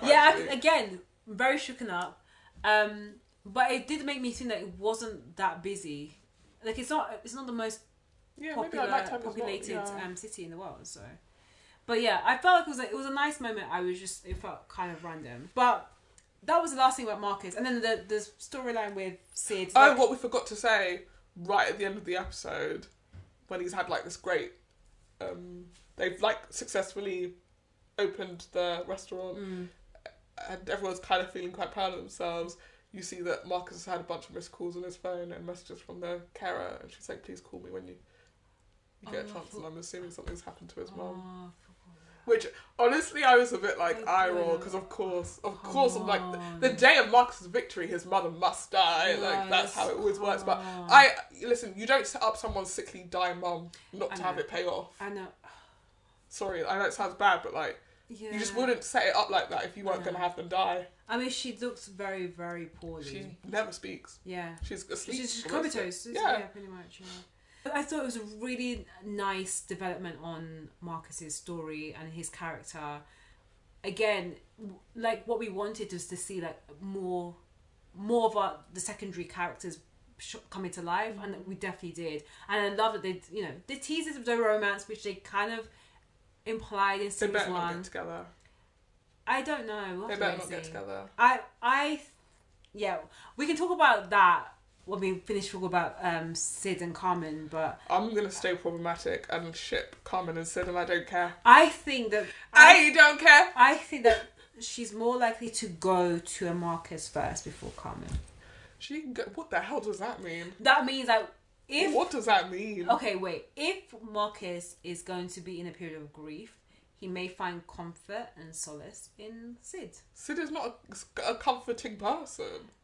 She may have to become comforting. No, I think Sid is going to be like, Carmen is back now and I have him to myself. Oh my God. Yeah, it's time to put the moves. The joke is, the fact that you are Sid scares me because it really, honest to God, is scary. Because also I can imagine you with someone like a Carmen. Next. Okay, so... Tina, let's move on.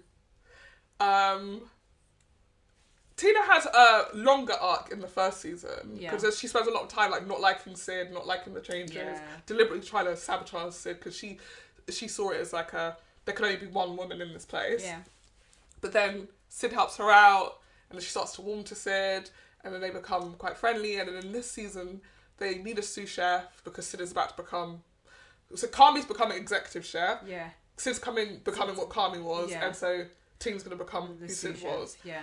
Because they were looking to hire like a sous chef, and then Sid's why? like, Tina, and she goes to Tina. She's like, "Do you want to be our sous chef?" And Tina's like, "Yes!" and like squeezes her. And it's really, really sweet because it's just nice, just a nice moment. And then they send Tina and Ibra off to culinary school.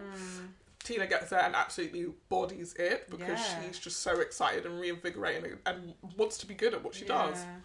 Ibra goes for like 2 days and is like, "I'm out." Pride. Well, Maybe. did you see the way he was cutting those? Yeah, struggle. So that's how I cut them. Same. I relate so. I relate This to is you, bro. raggedy. Like, no rhyme, no reason, no uniformity at all. Just slicing down the middle halfway through because you're tired and you're bored. This is crazy. Yeah. Like, your passion, where's your passion? Because Yeah. you could tell Tina was passionate about this. I will say one thing they didn't quite explain. I mean, Ibra does say like, "Oh, why can't we things just stay the same?" And it kind of felt like maybe he was like, "I didn't want to learn because I was scared to learn new things." But at the time, I was like, I feel like you're throwing away an opportunity that we didn't, but we don't know enough about you to know why you would throw this away. Because I don't know much about his backstory. I don't even know how he got into the restaurant. Because in season 1, he tells a story. So when Richie gets stabbed by Sid in the butt, and he starts like freaking out, hyperventilating, and he's like, "Ibra, tell me a story about Somalia." No, he says, "Tell me about the war." And then Ibra starts telling him about the war in Somalia, and then he's like, "Hold on a second, is this the plot to Black Hawk Down, which is a film?" And then Ibra's like, "Yeah, Black Hawk Down is about the war in Somalia." And he's like, "Damn." So that's how I know that he's fled a war-torn country. Okay. But Tina really flourishes, and then the people at culinary school invite her to a night out, and she looks like she wants to say no, but she's like, "Yeah, I'll come." And she's a bit like nervous, uncomfortable when she gets there, but they're doing karaoke, and she sings a beautiful song. And as soon as she went up there, I was like, looking at Tina, based on not even that character, I've been saying, this woman, there's no way she can't sing. Yeah. There's no way this woman can't sing. Yeah, no, I can tell she's gonna go up there. She's gonna sing a beautiful But also, song. I feel like she's gonna go up there and forget that this is not American Idol. This is karaoke. Well, This guy was doing runs. It was beautiful. Yeah, it was beautiful. I feel like the applause didn't really match up to the performance that was given. I thought she was good, but she wasn't Whitney. I'm sorry, none of you guys can sing. But this is karaoke. None She's of not us Whitney. explain. Obviously, she's not Whitney. But most people coming here are doing. We're the wheels on the bus go round and round. She came here and was singing in 2 different languages. Hold on. Can you do that? I mean, no. Yeah. Give her flowers. No, one way She say got at least a round of free drinks. Bloody hell. But in the same breath, we're doing karaoke. We're not expecting you to be singing ballads. And she did the perfect fake out of that, like, "Oh, guys, I don't know if I can. Oh my God."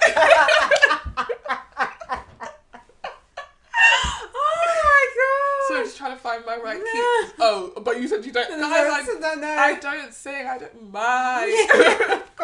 You are really singing, girl. I'm actually just finished. Look, it was really cute. It was a sweet moment. Yeah, and I was happy for Tina. And then, Dale, she's pulling her weight. Yeah. Things get a bit hot in there. One thing I've noticed about Tina is once her and Sid warm to each other, she's often checking in on her. Like, Yeah, are you is, okay? Yeah. Are you good? Yeah. In quite like a motherly way. Yeah. I felt like that was where they were trying to position that relationship, because Tina is older than, like, she's probably one of the eldest in the whole restaurant. No, but she probably is. But you think she's older than Ibra? No, she's one of. Ibra is the oldest, then her, then Rich, Chi, then nobody knows how old Kami is. no one knows how Kami is. To me, Kami must be 48. No, early 30s. I think he's 48. Sid must be like late 20s. Cousin must be like late 30s, early 40s. You think 40s, early 40s. Kami and Rich are in the same decade? Grow up. Yeah, sorry. But isn't Cousin or Richie friends with Mickey? And but Mickey, Mikey is the oldest, then the sister, then Carmen. Okay. Yeah. Still, they could still be in the same decade. No, they're not. I just don't believe Fam, that. because I think Kami's in the early 30s. Kami's probably our age. And then Mikey and Richie would have been late 30s. Kami's 25. You know, they just aged badly. No, but he was in yeah. But Kami was in culinary school. Wait, did he go to university? Say Kame. Kami. Kame. Kami. I keep on calling him Mickey Mikey. Mikey is... Keep calling Mikey Mickey. That's what happened in the whole season 1 review. What's his name? Mikey. Mikey. So... But Mikey Berzado. Do you know what? Well, after we finish this, we're going to find out their ages. Not their real life ages, because we know that's on another level. Ooh. Yeah, because James Allen White is probably like 30. late 30s. Huh? I'm going to say 37. Okay, you're saying 37. I think younger. I think a little bit. I think he's 34. No, I think he's like 38. What? You're saying older? There's a tad. James Allen White. I'll say 37. I think everyone's 37. What is it? He's 22. 32. You allow it. He was born 91. Allow it. You're disrespectful. 32. You said 48. 32. Desi's 41. Okay, no, he's not. Actually, I think he's 37. No, I think he's 41. I do think he's in his 40s. Well, wait and see, because you was wrong. Okay, I was wrong. I mean, it's not Eric. I feel like we talked about this before. He's not aging very well if he's... He's 37. I think he's 37. Okay, so you're saying... What is it? 38. Oh, you're wrong. What is it? 46. Oh, damn. Yeah. Ayo, who plays Sid. She's 29. She's younger. She's 27. Damn. Yeah. Everyone is going wild with their ages. I thought How old is Tina? Tina. Oh, yeah, let's chat. There's Tina. 51. That's a nice picture of her. She's rare. She's aging. It's not She's an ugly done. picture. Marcus is the guess what his name is? His name is L-Boy. L-Boy? In Lionel Boyce. Yeah. Also known as L-Boy. You know he was in Odd Future? Was that a show? No, it was like a band. Do you know who Tyler the Creator is? Oh yeah, him. Yeah, you know how he was in a band? No, I don't know Tyler the Creator like that. I just know of him. I don't know him. And then they had a prank show. Nope. Wow. Sorry, I'm not of that generation. Some of us have siblings. Some of us stay up to date I have siblings with the times. Yeah, I have siblings, but we just don't chat about that. Damn. Oh, my we talk about God. We talk about God, the Creator. My sister was obsessed with Odd Future, so that's how I know about them. L-Boy or Marcus, because how old he is. 32. Bang on, exactly. Who else? Ibrahim, what's his name? Oh, okay, there it is. 72. Ibrahim. 64. Jesus. 58. Oh. 72, 64, 58. His age. That's because he's so old. Darn, I can't find his actual age. Because he's old. I mean, he's older, yeah. We are so off topic. We're so off, yeah, so we've got so much. So we've done Tina, we've done Ibra. 58. Should we talk about Fak? Who's Fak? Oh, the handyman. Yeah. Yeah, we can talk about him, but there's not much to say. Well, he starts off as the handyman. And you told me he's a chef in real life. He's a chef in real life. Yeah, which is crazy, yeah. And his restaurant. Yeah. They show his restaurant in the episode, in Aya's episode. That's so cool. That's cool. I love that. Yeah, so Fak is kind of like the stooge of the group. Everyone's always calling him an idiot and everything. But actually in this series, he's like in his element. Because they're doing up the place and he's a handyman. They actually need him. They need him more than they know. And then they decide he's going to be front of house. That was crazy. I think that's because they just don't have enough staff. Yeah. So he puts on a suit as well. Look great. Yeah, I was like, maybe the suit is just a magic spell for the boys. I think the suit does have a guy in a black suit. I don't know what it is. We've had a horny corner. No more horns. I can't explain. I don't know. I can't explain what it does. But yes, it was nice to see more of Neil in this series, I think, because he's just comedic value. And also, I was kind of really confused with his relationship with the sister. What's her name? Sugar, yeah. Because they're not married, because she's married to that other guy, Pete, yeah. But I just felt that there was something very endearing. I'm not saying I think he just liked to be babied. Yeah. And she babied him. Yeah.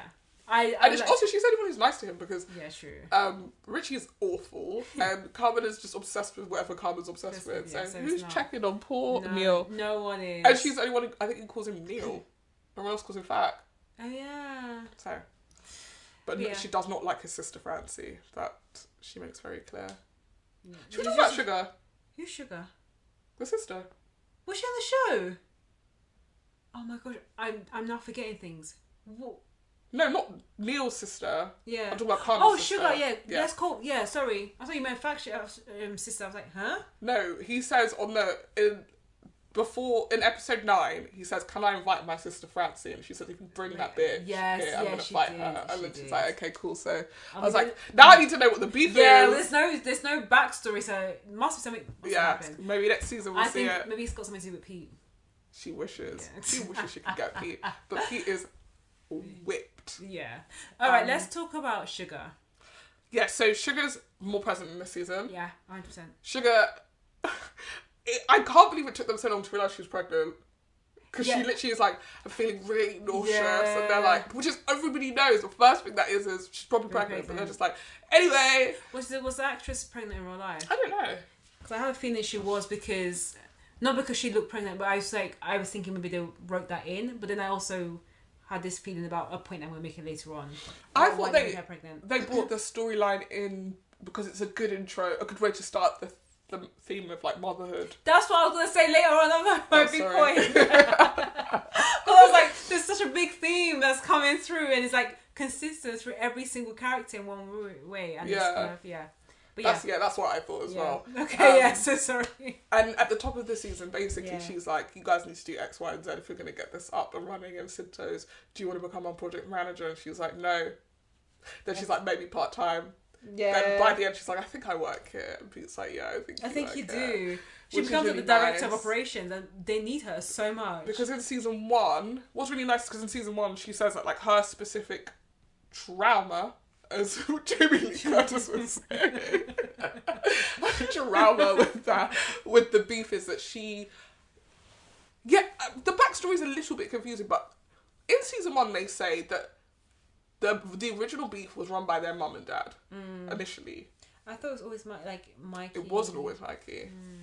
And Sugar says in season 1, she always hated that place because it made their mum and dad really crazy and then it killed Mikey. Yeah. So she wants nothing to do with the place and she can't work out why Kami's trying so hard to keep it alive. So season 2, her coming to work for it is like, oh, what a big turning point for her to like overcome her trauma and and come and work at this place that she, you know, has tied all of the negative feelings she has towards her family and her brother's death to it. So I really like that for her. Yeah. There's a great moment where she's like in the bathroom on the phone and she's talking about like, I haven't really told anyone about being pregnant, I guess because I have so much like nerves and like fears surrounding it. You know, we didn't have the best example and I don't know if, that sort of stuff is hereditary. Yeah, I'm just really nervous. Yeah, no, it's still not flushing. Yeah. Okay, well, when can you come and fix it? And then you realise she's talking to the plumber. Yeah. It's like, it literally sounded like a therapy session. Yeah.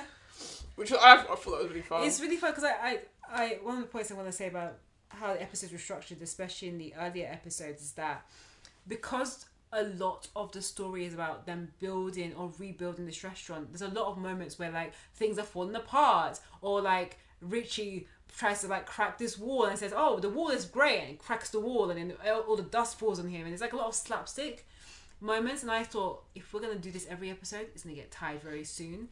And I love those like moments like that where it's like, okay, this is still going to be a key theme for throughout the whole episode of having this revamp and renovation, but actually you do different things with it. Exactly, and that's what was really helpful, especially as we get into like the middle half of the series, because the first few episodes I was like, oh my goodness, the walls are just, every single wall is breaking down. How are we still having the restaurant? Because all the walls are breaking down as they're talking. I didn't need that many walls in the end, did they? No, they didn't. It was very open plan. Yeah, and even like because they have that little screen as well, so you can see into the kitchen. It's like, you guys only swear and fight in there, so why would you want people to see into that?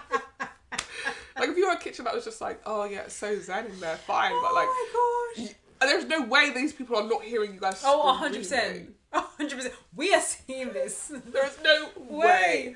But Sugar, we learn more about Sugar as well in the Christmas episode, which I think we all just treat separately. Yeah. I won't go into too much here, but there is obviously a lot of tension. Their mum is a very highly strong, volatile personality. Yeah. And was she an addict? I don't think, because it felt like it was being.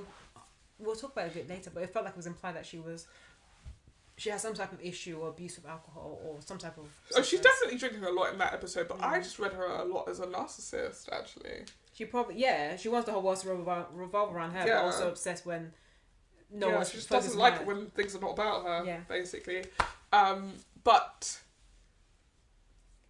somehow out of that, so that is why she has all these reservations about what it would mean to become a mother, because she hasn't really dealt with or confronted that thing. So they invite their mother. She invites their mother to the opening of the restaurant, and there's a very, very sad scene where she has to go into the kitchen because everything's going to shit, and Pete sees their mother Donna outside, so he goes out and he's like, oh, they're going to be so excited to see you, and Donna's like, I can't come in there. And he's like, no, they really, really want you to come. She's like, I can't come in there. I'll just ruin it. I just can't come in there, and I need you to tell me that it's okay.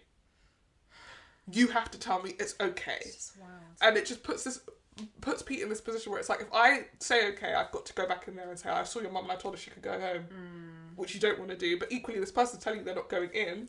Yeah. So what can you do? Like, you could just see how conflicted he is. Like, trying to be like, it's going to break their hearts if you don't come in. And she's like, I just can't come in. I don't know how to love them.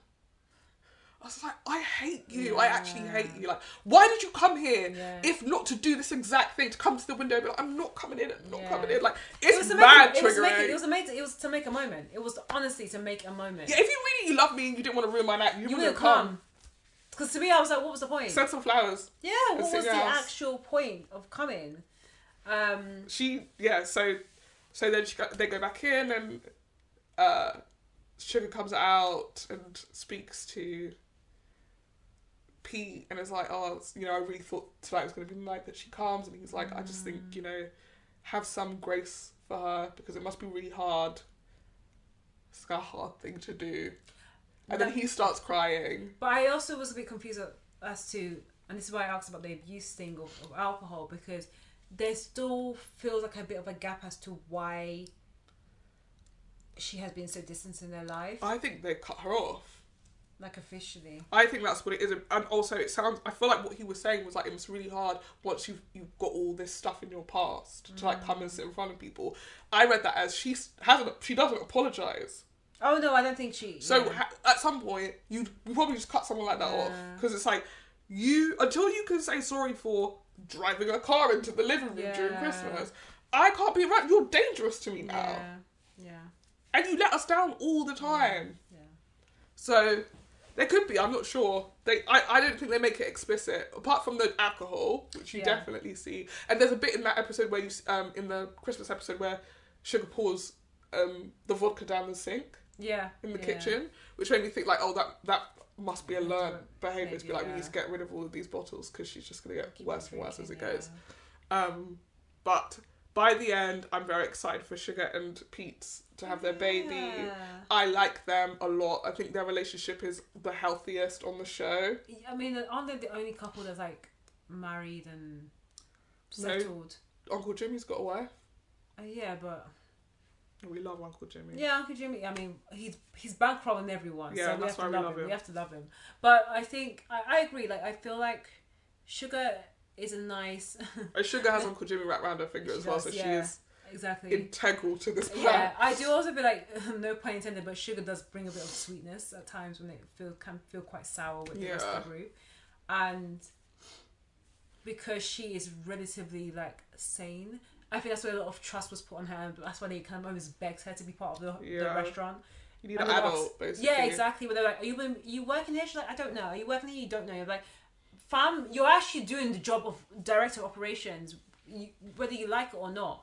And they need you because Carmi doesn't have the capacity to do that.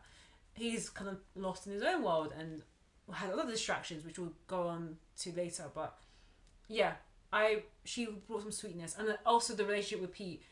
It kind of makes sense. He's a bit dumb. Yeah, but he's like, But I think that's what they balance. Yeah, and what I get from Pete is that like he's her exact opposite in that like he definitely hasn't come from a home that's as dysfunctional as hers. Oh no. So he's so like optimistic. Yeah. About everything. So where she's nervous, he probably is like a great person to reassure you because he's like, what could possibly go wrong? Nothing goes wrong. Everything's great, and they're a good yin and yang for each other. Yeah. But I think he is also learning that like there is a lot of darkness in that family, and he just wants to, I guess, protect his wife and his kid. Yeah.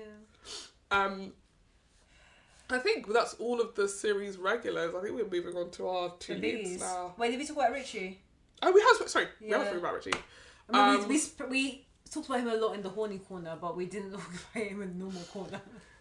Richie's arc this season made me a bit nervous to begin with. Same. Because you come into the series and he's like, what's my purpose? And I'm like, oh God. Fam, we're asking the same thing. It's very on the nose. Yeah. Like, that's the question you ask in the writer's room. Yeah. And then you figure out how you're going to dramatise that. So, but for the character to be saying, what's my purpose? I was a bit like... The thing, I was working on this show and it just felt like, how am I supposed to support this character who has pretty much gone through a downward spiral, and I personally felt like has not been given a chunky storyline for 2 seasons, but I'm still expected to promote them for their final season. So it's just interesting to think about it in that way, that as a viewer you can recognise very quickly if someone's just been put from a series regular to like a B or C character where there's not much weight in their role, and that's how I felt about Richie. He was just being the exact same annoying, no, not annoying, but like aggravating character that he was in season 1. And while everyone feels like they're growing, and now the restaurant is also growing, why are you still staying in the same place? Yeah, I think that the issue with Richie is that, like, you're right, in season 1 he is a spare part because he's not a cook. No. And I didn't really even see him as front of house in the old. Yeah, but that was his job. Yeah. And you can see it, bits and pieces of it, because he, like, whenever he is front of house in the first season, he's like, oh, Bill, how's your wife? Like, you can tell there's some sort of rapport, like, either these are regulars or he makes a point to learn things about the people that come into the restaurant. But it's so brief. Yeah. So you come into season 2 and he's like, I don't know how I fit into this new regime. But at the end of season 1, it felt like he turned a corner where he was like, I'm willing to accept the new regime. Yeah. So coming into the second season, I was like, are we not just repeating the same arc for him where he's going to be like resistant to the new regime, but by the end he's like, I'm here for the new regime, and then we're going to do the same thing next season. Like, how many times are we going to do this? But very quickly it feels different because, like you said, everybody suddenly got stuff to do. Yeah. And Richie is more of a spare part than he has been in previous seasons. Because at least in the first season, like, he knows how to run the beef because he has been running the beef. Yeah. Whereas in this, it's like, Fax knocking down walls, Sid sorting out the menu, Carmi's got a girlfriend, Sugar's project managing the whole thing, Marcus is in Copenhagen, everyone's, Tina's at culinary school, he's just there. And so he keeps trying to insert himself into jobs that aren't for him and causing trouble and pissing everybody off. Yeah, when he's like, almost getting electrocuted, basically saying, we're fine, we don't have to go and phone this particular this particular plumber or engineer or whoever to come and sort out lighting. We don't need them. And like, actually you do, for us to be able to pass this test, for us to be able to run. Yeah, like there's just like, this isn't a loophole thing, this is not a, oh, Richie's got a friend in someone's sanitary who can fix this type situation. And everybody grows more and more frustrated with him, and there is an incident where basically Sugar, who's like the like you said, the even kill person in the team, loses her shit with him as well, because like now it feels like you're deliberately trying to fuck things up. Like, can you not just sort of sit in the corner and mind your own business? Like, no, he's desperate to do something, so he gets sent to Carmi's old workplace, which is a Michelin star restaurant owned by Olivia Colman. Oh, yeah. When I saw that, I was like, be for real. Sure. I was like, yeah. I was just like, Sure. are we... And we're going to talk about this in the Christmas episode where I was very worried, and this happens with a lot of shows, especially ones that really experience big success, that usually the next season becomes very cameo heavy with like big names and big celebrities, because everyone wants to kind of capitalize on this big famous show and you want to keep on building that popularity. And so when I saw Olivia Colman, I was like, I just don't get like why. It was so random. Get out, Olivia Colman. No, like Olivia Colman is amazing. She's an amazing actress. It's always nice to see her. her. It is, but it was so random. Like everything about it was random, and she's technically the owner of the restaurant. But I even love how he meets her as like right at the end by accident. He's like wandering around the restaurant and she's just like peeling mushrooms. Yeah, that was it. It was so random. I actually thought it was a dream. I thought it was gonna be like he's dreamt this up, like this never happened. Same. But yeah, he goes to this restaurant, they have him cleaning forks for like the first 2 days, and he's like, I'm better than this. Yeah. And he's not doing a good job because he thinks he's better than it. But once he sort of gives himself up to the work and understanding why the work is the way that it is, he gets to shadow them in the restaurant. And this is a very, very like high-end it's an experience. Like they Googled their guests, they find out all this stuff about you. The waiting list, and if you cancel, they've got someone else. They've got like thousands of people just on waiting standby. To come in. And on the first night that Richie's shadowing, they comp everyone's ticket, everyone's meals, because there's 2 teachers who've come in and who had tweeted that they've saved all year to come and eat there. So it's like it's a very unique experience, but he like sort of falls in love with it. Where are you making your profit from if everyone's getting a free meal? Reputation. Honestly. Eat the words that they're saying to you in the reviews. Honestly. Yeah, but like Richie is kind of enthralled by like how they go above and beyond, and as the guy who's shadowing says, like it's about providing a service. There's one line in there that was so happy where it's like, why do you think the word hospital and hospitality are similar if we're not providing the exact? I was like, cool it. I mean, it was kind of interesting though. It was an interesting. I mean, yeah, I was like, okay, but also, I need to survive. I need CPR, not caviar. Okay. If I was like on my bit by a car, I don't want a great servant to come over and be like, I did Google you and it turns out you've never had caviar before, so I thought since this is your dying moment, here's some caviar. Call a doctor.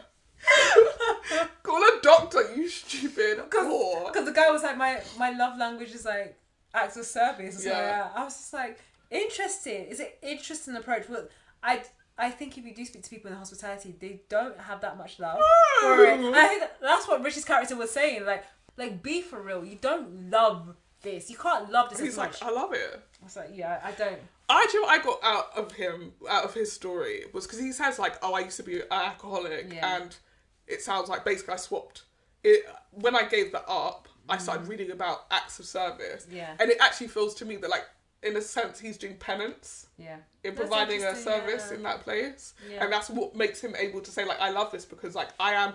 If the scale was tipped, so like I'm like good and bad. More bad outweighing the good. I feel like every day I'm chipping away at that, and I'm gonna end this maybe with good outweighing the bad. So that's how I read it from him, and I think that what's his name? Sorry, Richie is just so enthralled by like how above and beyond they go. Yeah, and the passion they have. That he gets swept up in it. But I also think it's quite interesting that Richie, his personality... and he's a people person, is what we learn. You got Richie. Yeah. Yeah, that's the thing. And I find it very interesting that even when his internship or shadowing period, which I think was only like a week, ended, one, it was very quick that this transformation happened. But two, like Richie he never really changed massively. Like he was always foul mouthed because everyone was like, the guy always said language, stop swearing, language, you can't be swearing in front of the customers. But then when he was about to leave, everyone really liked him and he wanted to go. We're gonna miss you. And that girl, she definitely twice. Chill out. She turned around. She turned around for a long look like, we're gonna miss you, Richie, we're really gonna miss you. Richie is still pining over his ex-wife. Focus on the ticket. Yeah, exactly. About we're gonna miss you, Richie. Somebody's waiting for their food. Yeah. Richie was pining over his ex-wife. Like when Richie, he finds out that she is marrying Frank. Yeah, Rachel Adams. Yeah, I don't know who he is. Yeah, no, it's Julian Jacobs. I know you're saying and you're right. It's Julian Jacobs, but she doesn't think she looks like Rachel Adams. No, it's actually really weird. There's 2 people from Community in this show. This is a comedy show. Oh, that really is Julian Jacobs. Yeah, it really is her. Julian Jacobs. What else has she been in? Community. Love. Yeah, that was it. Yeah. Julian Jacobs. Thank you. You're gonna keep on saying her name. I know. I'm wrong. Yeah, that was really funny. But yeah, it was stupid that she didn't want to get those Taylor Swift tickets. I don't care if I'm married to whoever. We got the tickets. Let's go. Come on, man. Anyway. Yeah. Yes, there was another really fun moment in that is like the point where you realise Richie has his transformation is complete, is where he overhears that one of the tables has never had a Chicago deep dish and they've come to Chicago for a week and they're about to go home, so he goes to them and says, we got them a deep dish, but then they get the deep dish and then obviously they're going to make it their style, which I was like, watching that, I was like, you literally just took the pizza, put it in the oven for 2 more seconds and then put a drizzle on it and then said, congratulations. Put in some shapes. Yeah. When I saw him do that, I was like, you guys are extra. It's just same. Because also, like, this is still not a deep dish pizza. The deep dish pizza I want is in a box. It's a pizza. It's a pizza in the Pizza Hut box. But you know what was crazy? What? When he did the thing, yeah, and then you saw the different, I was like, that is a lot of pizza base. There is literally like that much pizza, that much tomato. Yeah, just a smidge of tomato. Yeah, but that being said, that Chicago pizza is supposed to be that thick. That's deep just pan. bread. Deep pan. When we go to Chicago, you pizza people are crazy. When we go to Chicago, that's what we're gonna have. I'll have one mouthful and be full up. That's crazy. Even the Chicago. You eat that every day. Yeah. What? Even the Chicago pizza. I mean, it's not the same in the freezer one. The freezer one. It's still quite thick. It's definitely not the same, but it's still thick. Yeah. But I think that episode it was very heartwarming. I love to see it for Desi, honestly. I love to see it. My eyes were shocked. I meant about the growth. I said so did I. And then in the later episodes, he comes back. He's brand spanking new Desi. Sorry, brand spanking new Richie. We need to stop calling him Desi. Yeah, but he'll always be Desi in my mind.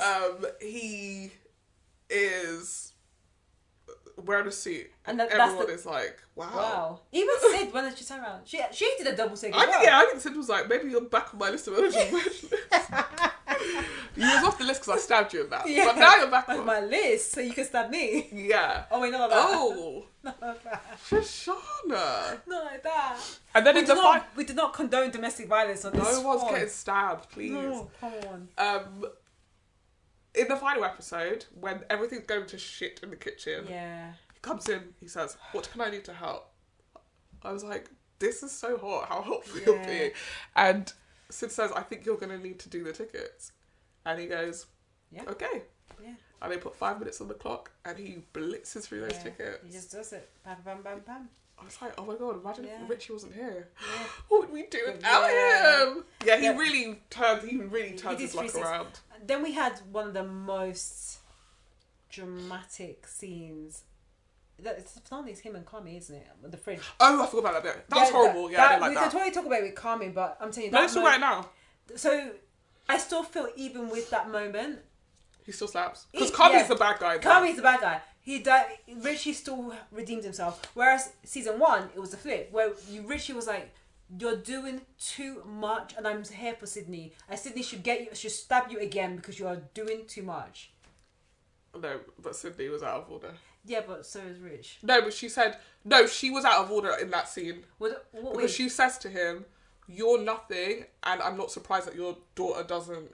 She really went in on him, and I was like... Rewatching that, I was like...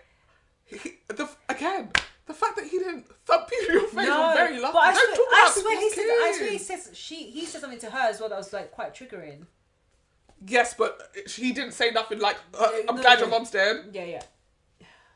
He said that's why your wife left you. Yeah, and your daughter thinks you're a bum as well. Everybody thinks you're a bum. You're nothing. I mean, she went in. They need to stop calling people nothing on that show. It's just She really went in. Okay. So yeah, big thumbs up for Richie at the end. Richie really came through. He's one of the episodes. Literally, this series, only one person really loses. Massively. Only one of them. Yeah, we're gonna get to that. Who do we go between? Who? Sid or Kami? Maybe we have to tell them into twice. Let's start with Sid, I think. Sid, yeah, okay. Sid. I think Sid. Again, like what we were saying, that with this season, we've really delved deeper into all our characters. I felt like I got a deeper level of understanding about Sid that I didn't get in series 1. From her family. Okay, we could just talk. Basically, from at the beginning of season 2, we already knew that Sid and Kami are gonna partner up to run this restaurant. Yeah. And so they knew they're gonna be working hand in hand, building this menu together. And that's the ultimate plan, and also building this restaurant. And actually, throughout the season, we start to see that there's this shift in power where even though Kami's kind of leading because he's fronting everything from a cost perspective, Kami starts to take a step back in terms of the actual logistics of running and building this restaurant, i.e. the menu. You know, Kami and Sid will be working together to like make up these different dishes and taste them and seeing if it works. At the moment, everything sounded that it was too salty. All they did is keep saying too much acid. Too much acid, too acidic, too much salt. So there was also a point when they were like, we just need inspiration. We need to just go out and eat food and get the inspiration and then see if that helps kickstart a really unique menu for their restaurant. And the first time they were supposed to do it, Kami backs out because he's helping Claire, who will go into a bit more detail. And so Sid has to basically do this field trip on her own where she goes to speak to different chefs, goes to different restaurants. We found out that they're real. Thanks for clarifying. I mean, the way the chefs were talking, it sounded like they were real life people. Again, those ones you could do. Yeah. I feel like it's not even the way that they talk. It's like if you look at their faces, they're trying so hard not to look at the camera. It's true. Like, we don't want to act. Like, you don't have to act. Just be yourself, kind of thing. Sydney, it's so great to see you. We're definitely we've known each other for years. Sydney, it's like, oh guys, is that how you do it? Come on. So there's that, and as she's doing this field trip, it becomes very clear, and she already knows that the restaurant business is incredibly hard to break in, and to make profit. And you know they're in this climate where many restaurants fell within the first year, and she was seeing like different restaurants in Chicago closing down, losing money, and even the other chefs that she was speaking to, they were flagging like, you know, be careful about your partner because sometimes they can scam you.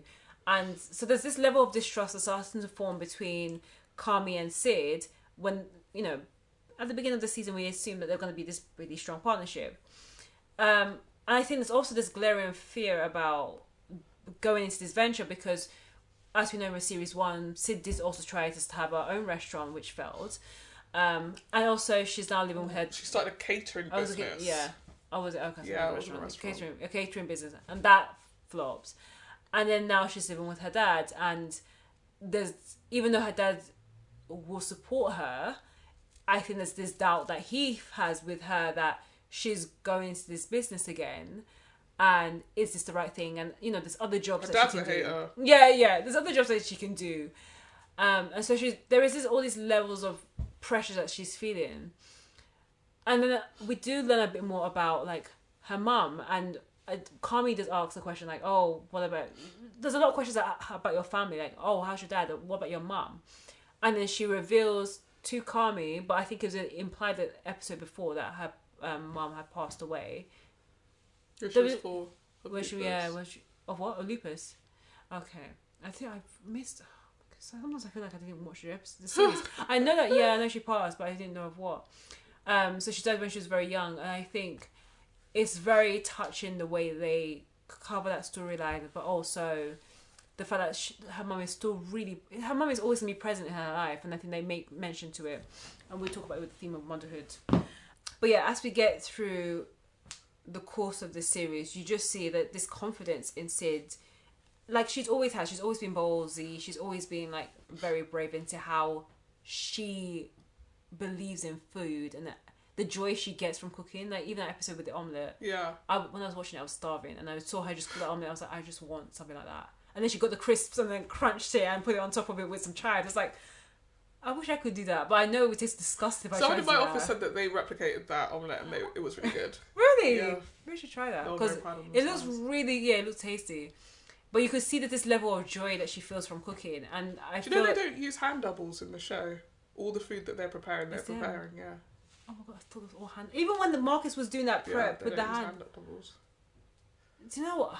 I have to give it to. There's James a level Allen of White went to train in Michelin star restaurants Yeah. in preparation for the series. there is an authenticity to So it. apparently anyone can be a chef. Fam. It's not that complicated. These actors did it in 2 No, seconds. but Why it's can't I be a hard. chef? It's hard. He only did it for a couple of scenes. They're doing it real life and they have to do it off the dome. But I do it off the time every time. you find these like amazing meals off the dome. But anyway, towards the end of the season, you start to see that the partnership with her and Kami starts to strengthen a bit more. We're going to talk about, it's revealed that Kami's got a girlfriend, and Sid's a bit. She feels a certain type of way about it. Perhaps jealous. I have to intercede here. Okay. Sid's issue, I don't think, is that he has a girlfriend. I think the issue is that his attention is divided. Yeah, of course. Yes, I don't want to make it seem like it's a love triangle and No. he wants to fuck. She wants to fuck. I mean, Kami. she made mention to me that I'm not jealous. Yeah, I think she is jealous, but what she's jealous of is I want your full full attention attention, because I'm giving this my full attention. Yeah. So it's kind of annoying. If you can get a girlfriend, why can't I get a girlfriend? That doesn't seem fair, Yeah, does it? yeah. But if I take my eye off the ball as well, this won't get done. Yeah. So No, it kind it's of feels true. like you're leaving this all on my shoulders. And also, I think it And also then you goes- keep talking about her. yeah, and I think that other all right, Sid. Going But on about this girl, I don't even know her. But I if think she was it's- really your girlfriend, you would have introduced her to me by now. yeah, but also I think the Fake big issue was news. that Claire was also making decisions like, oh, I ran this idea past Claire and Claire really liked it, and it's like, huh? Are you trying to push me out of the way when we're supposed to be partners in this? And getting Claire to be the third wheel, or getting me to be the third wheel of you and Claire's relationship and you and Claire's partnership in a restaurant that she has no business in. See, Sid isn't me because I'd been like, I'd love to meet Claire. I'm I've got to finished. check out the competition. I'm finished. I just, yeah. I'd love to meet Claire. She seems so fun and she has such great instincts. And then I just see her once look up and down and be like, anyway, let me go. He asked for this meeting. I'm like, yeah, I've double booked myself. I'm so done. I'm going to the club. I'm so done. But at the end, they get the restaurant finished, revamped, and ready for Well, the Sid opening gets night. the restaurant. So yeah, Ready. she does. And then Carmen kind of comes in and I'm like, okay, I've still. They put a table together and it's very romantic. That's. Leave me alone. What were they trying to do with that? You moment? are playing with my emotions. Don't do this because I was at one point. I was like, Kiss. same. I was like, you're gonna kiss her right now. Kiss, You can kiss, kiss. kiss. You have to kiss her now. But then when I was like, no, we have love triangle. when Under they the were table. both when they were both on the table, but they were both like laying down. Like, I was just like, kiss. put the screwdrivers to the side. and Classic kiss. Spider-Man, upside down kiss. Just do it now. Just come on, it's just quick. Okay? No one's here. No one's here. Kiss. No one's gonna walk in on you. Just kiss, and we can at least get it over and done with. Yeah, then everyone will be like, thank God. God. Now we can focus on our work again. Yeah. But anyway, so that didn't happen. But and also, even though Sid kind of did the lion's share of all the work that needs to be done, the people that need to be phoned, like Carmen had phones, cords. Oh, so I don't know why that didn't sound like a word. Phoned. No, that's real. Yeah, phones. Yeah, I was like phoned or cord. But the only thing, well, Carmen had some responsibility, such as calling the fridge guy because the handle had broken off the fridge, the walk-in fridge. And again, we realised when he didn't do it and he was distracted, it kind of has ramifications. Oh yeah. But then also at the end, Sid's dad comes to open night. yeah, He's very impressed by food. yeah, That was a really nice moment That was at the end where she's sort of they're done with service for the day and she goes outside and starts throwing up, which as you do when you're relieved, I guess. I mean, she did say, all I want to do is go and throw up. I'm I like, think she did say. And then her dad sees her, like, comes over to be like, hey, great food, but she's like still kind of throwing up. He's like, well, I'll see you at home. She's like, no, really and truly, like, you did it. You did the thing. And then he hugs her, and I was just like, this is... Sweet. It's a bit concerning, because I would have been like, why are you throwing up? Let's go home. And I'll, make sure you... I'm fine. I'm 27. If I want to vomit outside, I'll vomit outside. But you're right. I can't imagine, like, my dad seeing me vomiting and being like, anyway. Yeah, fun. Good luck. You did well. You did good. I'm just retching. Nothing's coming up. Yeah. I'm just retching. Which is really nice. But she does have a big wobble in that episode. What's the wobble? She's supposed to be running the tickets. And she immediately is like, yeah. Because at the beginning of the episode, she was doing it really well. She had the confidence. She's like, you go here. We got table for 4, with this, blah, blah, blah. But I think both her and Kami are triggered in that episode, because the last time they had a ticket machine go like that was when they had that big blowout, and then she ended up walking out. And that was because she fucked up. And Kami ends up in the fridge. The same way he was in the fridge in that episode. Being like, everyone's fucking ruining everything today. So they're both triggered in that episode, but I think Sydney does what she needs to do in the end. Yeah. Carmen, however, spends the entire episode in the fridge. I mean, there was something very poetic about that moment, that he was stuck in the fridge in his biggest moment, as his opening night, for something that he could have avoided if he had paid attention and listen to Jimmy when he said, this restaurant, this business requires your 100% undivided attention until you guys break even. And he said, I've got a little girlfriend. Yeah, he was like, fam, with all due respect, end it now. That's what he wanted to say. But I just started dating her. No, but you need to let her go. Let's get to Kami. Let's get to Kami quick. Do you have anything else to add about Sid? Because Sid's had the same braids since season 1. Let's talk about it. How is that possible? Months have passed. Everything else you were going to say. Months have passed. No, because you know when I noticed it? Maybe episode 3 or 4, and I said, hold on a second. Did it look messy? No. So I was like, so she went and got the exact same braids. Yeah. Do people do that? Yeah. I would probably do the same hairstyle if I didn't have... Yeah, this hairstyle's going to be repeated. I just can't imagine myself just like... Even when I get a new wig, I don't get the exact same wig. Really? Yeah, I don't get the exact same wig. Once I know that I've got... Once I know I have a look, I don't need to deviate from it. Then I'll start tweaking the look. Side part. Centre part. No, I'm 18 inches. 20 inches. I'm a side part. 24. Jesus. Brown. 1B. Also, I don't have time to have the conversation about why is my head gone from long to short to long, from centre part to... It's a little business. First of all, and this is a HR violation if you ask me this question, I'll get you fired. Be careful. People with mouth is actually actively do not comment on I think any person of colour. After Black Lives Matter for them. I think they just do message each other secretly. Yeah, like they wait till we're out of the room, they're like, just his head's different, right? Or they... It's different. I'm not crazy. And they're like, yeah, it is. And then I come back and they're like, quietly back into their desk or something. I don't know, because it's just weird. Yeah. Like, if they change their hair, I'll be like, your hair's different. Yeah, the thing, I still be like, oh, I love the short. I love the haircut. I love blonde.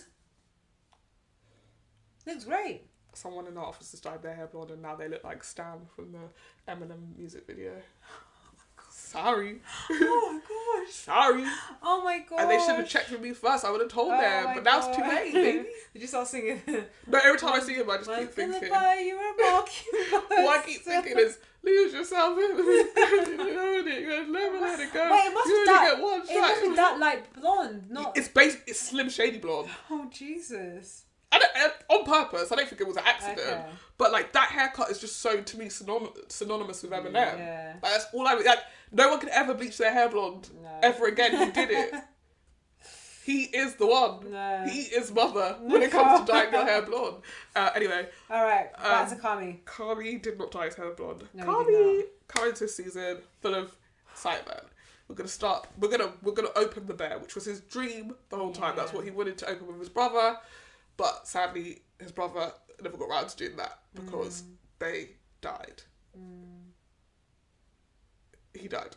Yeah. And he's getting into business with Sid, who he really admires and who he says in episode 9, without you, I wouldn't even be doing this. Yeah, don't say that. Don't be saying this stuff like that. Because don't do it because you're going to be planting a seed that you can't germinate. Okay. Well, maybe he could germinate it. I don't. Or maybe he could plant that seed. Maybe he could, but I don't know. I don't see it. All right. I think that they have one baby. One.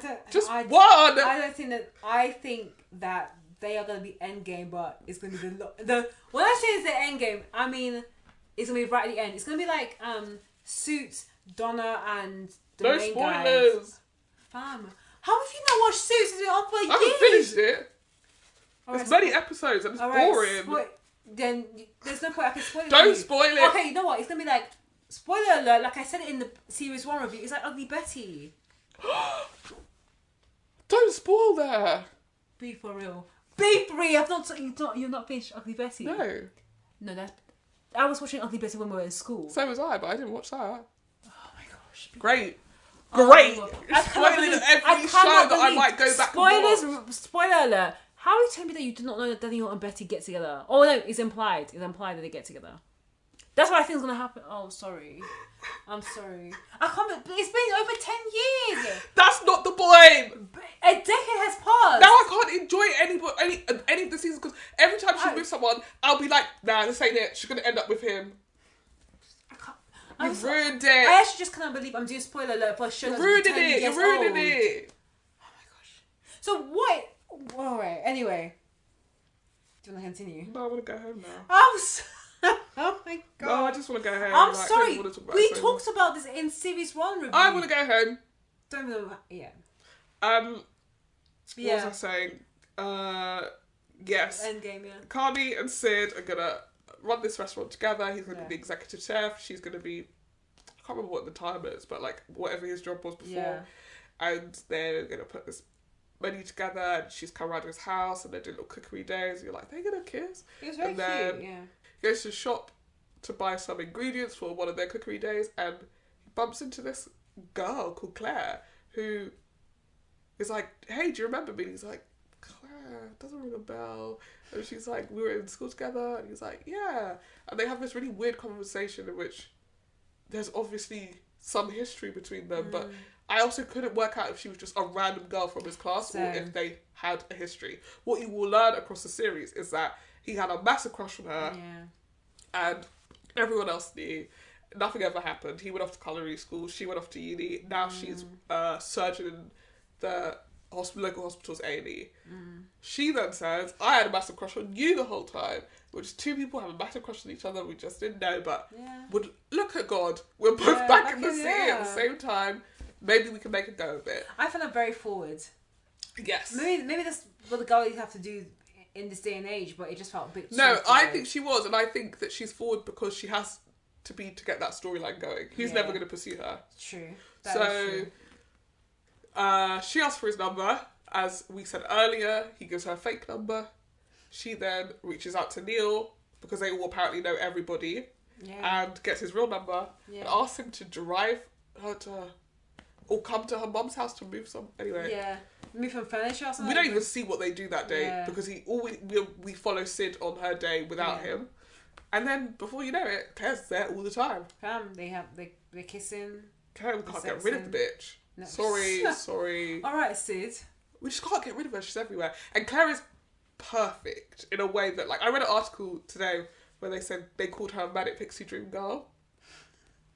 And then people were arguing in the comments, be like, but she's not a manic pixie dream girl. But she is very dream girl in that, like, she's perfect for Carmi. She doesn't provide any source of antagonism. Oh, yeah.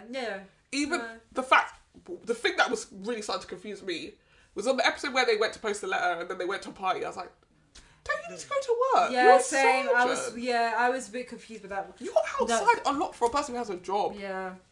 In a hospital. Yeah. But he's also outside for a person who has a job in hospitality. So obviously... hospital and hospitality. Look at that link. That's one thing about this series. This series does that I love, because a lot of shows don't do it. They just wrap the storylines very quickly. Like, I don't need to be doing cryptic clues. You just get to the point. Like that episode where he was really nervous about sending his number. I was so confused as to why that happened. Next episode, Yeah, she's yeah, like, yeah. why you give me a fake number? I was like, great, very clear. Yeah. Or what happened with the Christmas episode and the cannolis, I think. There was something that I was... Yeah, the cannolis, and then why he was so fearful of it, that gets answered very quickly. Like, oh, I was always afraid because my mum always did X, Y, and Z. Or it reminds me of this time when my mum drove into the house. Everything was very much clear. Even though we had periods where it was like, oh, what does this symbolically mean? It was answered very quickly, which I love. Anyway, back to the party and the and Kami. Yeah. So, the other thing that because this comes back in the end, and I was like, I completely forgot about this. So you guys have done a good job of that. Before he bumps into Claire, he's at the AA meetings that he goes to. Yeah. And he says, I don't think I have any fun. I don't think I know how to have fun. I don't think I provide fun for people. I think all I do is work. And it's a bit sad, it's a bit scary, but that's what I do. And I found that scene a little bit like, they had this really great scene from season 1, and they've gone, we need to replicate another Kami in therapy, essentially a Kami in AA moment. This wasn't my favourite one. I still like the first one better. Yeah. But like, he is just so good at that, like having the camera tight on his face. He does a lot without doing a lot. Yeah. But it did feel a bit like, I don't want this to become like a thing. Every season we've got Kami at AA giving a beautiful speech. Like, let's. But that's how I also felt about like the chaotic episode 8 moment where, you know, that one frame moment where everyone's shouting, and it was beautifully done in series 1. You mean one shot? Sorry, one shot. It was only one frame. I don't know where my eyes were looking. It was just all of it was just crammed into it'd be one like frame. when Beyonce on tour, when Beyonce does this moment with the I can't remember the song. America has a problem, and she's like moving her head like left and right. That's what they've been giving me. Yeah, because I watched that tour so much, I now can reference it. I've never seen it in person.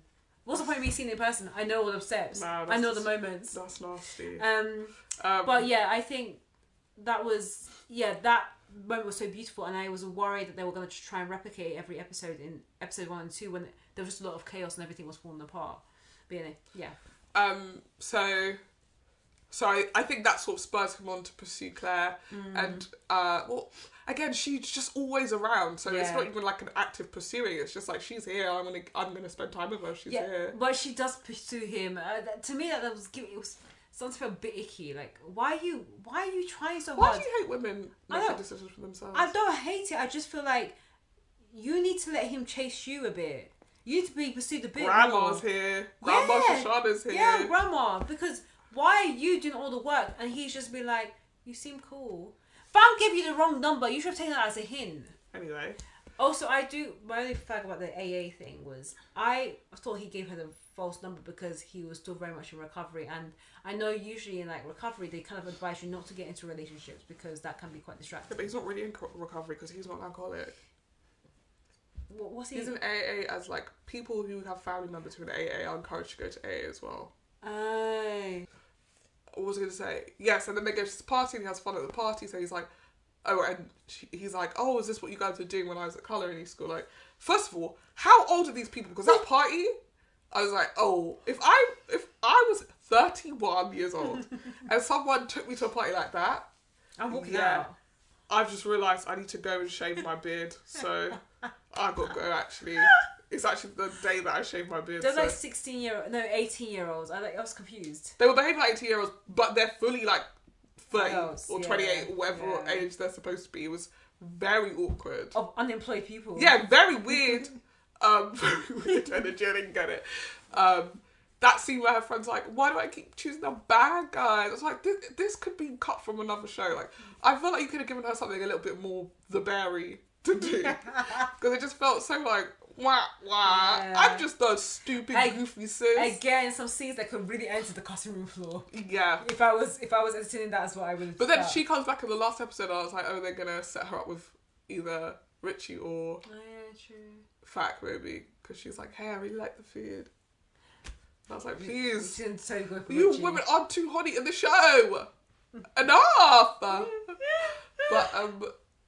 they keep seeing each other and he apparently cannot do both, is what we learned very quickly. He's spending all his time with Claire. Yeah. Doing, I don't know what, because we don't even see them together that much. Chatting and, okay, I have one issue about the kissing scenes. Fam, you just don't see anything. His hands and his shoulders. And I love that. I hate that. You had a kiss and I see even there's a scene where they're like under the covers and you can't see anything either. It's like, what's going on? Maybe he's not doing anything. They probably most likely not. I've never kissed a girl before. Yeah. I just find it so weird, but also I feel like, and I think we talked about it, about comedies that include romance, and sometimes it can be quite odd to have romance or as romantic scenes in comedies. Did we talk about it? Maybe we did. Maybe. But the fact that we were seeing this very romantic scene, like there's this massive close up of them kissing, and I'm not lying, his arm is literally covering the shot, so you can't even see their lips together. It's so odd. It's so odd, but also it kind of maybe is helpful because this is not an overly romantic show. I don't want to see people like French kissing on this show. Can I say something? Yeah. In response to your romantic scenes in comedy shows, do you remember how season 3 or 4 of Girls starts with Desi eating Marnie's arsehole? Oh my gosh! Like, that show was a comedy that really was just like, here is a great. Oh my god! Opener. Here is just. You want a sex scene? Here is a literal sex scene. Oh my god! And actually, by like the second or third season, you're like, oh yeah, this is Girls. This is the way that the show works. Like, we have a really explicit sex scene, and then we have the rest of the episode, and it's not a big deal. Whereas if you think about what The Bear is, if there was just an episode, where it was just Carmen eating Claire out, you'd be like, what the hell? I mean, I don't know whether because this show is so chaotic and it's not graphic. Richie, I can imagine. Yeah. It's Richie. If anyone's gonna, I was gonna say really, because also I don't see Carmen as quite a romantic person. We talked about this. Like, I swear I said in the season one. You did know. What season 1 review, I said that they're basically like Bobby and Ken. Like they. I love that. I don't. So that's why, as much as I don't like that, I didn't see their lips touching. No, you're right. Yeah, I can't imagine. He's not a romantic person. Richie, not me personally. No, I mean like moving to person. Because he has to jump to reach me. This girl acts like she's 6'10". This girl's 5'2". Relax. 7, fam. 5'7". Relax. 5'7". And how tall is Jeremy Allen White? 5'7". You're a liar. You're a liar. Let me just check. 5'7". Let me check. James Allen White. Hi. There's just. Oh. He's 5'7". Exactly. No, you have to jump. No, I mean, Stop it! I'm actually about 5'8". You are 5'7". I'm 5'8", but 5'7". I'm a tall 5'7". Lads, doesn't she sound like those guys who told you that they're 6 foot on the dating app, then they start to the date they're 5'9", but they're telling you actually no, I'm actually 5'10". Just live in your truth. You're 5'7". Either way, he mentally has to jump up to reach me. Richie is 6'1", so I will jump. You're not getting Richie. Why not? Because you want to get Richie. I don't need to get Richie. No, I'm fine. I don't need to get Richie. I'm happy to be with Richie. It's fine. Now he's on the straight and narrow. He looks goofy. I'm happy. Like, he looks tall. I want him to keep the black because he moves like he looks like there's something's very like Jeremy Allen White is small and moves like a small person. Yeah. Desi looks gangly sometimes. Yeah. Because he, like, you can tell he's a tall person. Yeah, and I had the tall energy. It looks goofy. That's fine. As a tall person, I understand. As a what person? Tall person. As an average height. You're 5'6". I'm taller than average for a woman. You're 5'6". 5'7". 5'6". 7. Okay? I've been this height since I was 11. I know. 6. Alright, anyway. Let's continue with Kami. Because we'd be here for, Yeah, I wonder if they don't show you a lot of the relationship because you would immediately be like, oh, this is not going to work because he gives nothing. He gives nothing, really. No. She's doing a lot of work, yeah. But basically, we get to the final ep and we need to get this fridge fixed. Oh, before we get to the final ep, actually, what he starts to mention a bit more in his day-to-day, and this is why he ends up speaking to, what's her name? Sin about her mother. He says, oh, I had a panic attack last night. Which is something that he wasn't really sharing in season 1. And Claire talks me down, and then she made me think about my mother. What's your relationship with your mother? That's how that conversation happens. And before that, I was like, obviously their job is quite anxiety-inducing. Obviously he's had this trauma with his brother, but like he seems like quite an anxious person anyway. Yeah. And then at the exact time I was being like, what is the deal with Gumby's anxiety? They give us the Christmas episode. And the Christmas episode is 60 minutes long. Yeah, fam, I was like, this feels so long. Yeah. It's 60 minutes long. And it is 5 years, I think, before the events. Yeah. Before the present, basically. Yeah. And Kami has come home in the middle of culinary school for Christmas. And it's a big to-do, because they always make Christmas a big to-do. But one of the tensions... The meal of 5 fishes. Seven fishes. Yeah, one of the tensions at this Christmas is that Kami didn't want to come back. Yeah. And he mentions this briefly, and everyone, Mikey and his mum jumped down his throat, and he's like, oh, no, I didn't mean it, of course I'm glad to come back. But what you seem to realise is, like, there is a very toxic energy in this house. And Sugar's tension is that she keeps asking the mum if she's okay, because the mum is clearly not okay, but that pisses the mum off more, so everyone's like, don't ask her, because you know you're creating more trouble. And then Mikey's tension is that, like, what we learn is that he still lives at home with his mum, and he asks his mum for money, and he keeps launching businesses and not turning them into anything. Yeah. And in the mix of these three siblings and their mum is Uncle Lee and Uncle Jimmy, who we've met before. Jimmy's the one who loans them the money to do the bear. And then their aunt, I can't remember what her name is. Which, is that Sarah Paulson? Yeah, Sarah Paulson's character. I thought she was a cousin. Diane? Is it Diane? I'm not too sure. I can't remember, but her partner, I want to say, Stevie. Even though they say it's Stevie Gay at the beginning, so I thought that he was like a random dude, but then he says, I'm very much in love. Oh, Michelle. Cousin Michelle. Yeah. He says he's, yes, I think Stevie's her partner. They're also there, and Richie's there with his wife. Yeah. Who is pregnant at the time. And Fat is there with his brother. And that is the makeup of this Christmas table.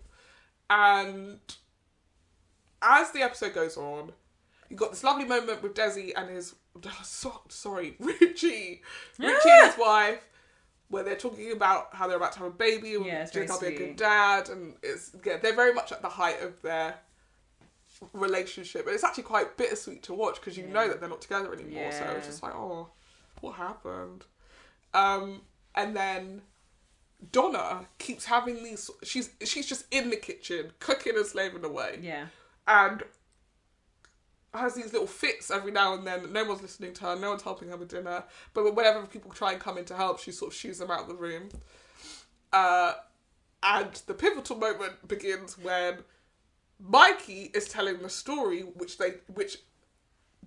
Richie tells in season 1, about how they went out one night, got really drunk. The only bar left was this bar in Manhattan that was had a statue of Ceres, and they were looking at the back of her, and they met that guy who's problematic now, I think. Oh, the actor. He's in Ghostbusters. Oh, I know. He's talking about Michael Murray. Bill Murray. Michael Murray. Bob Murray.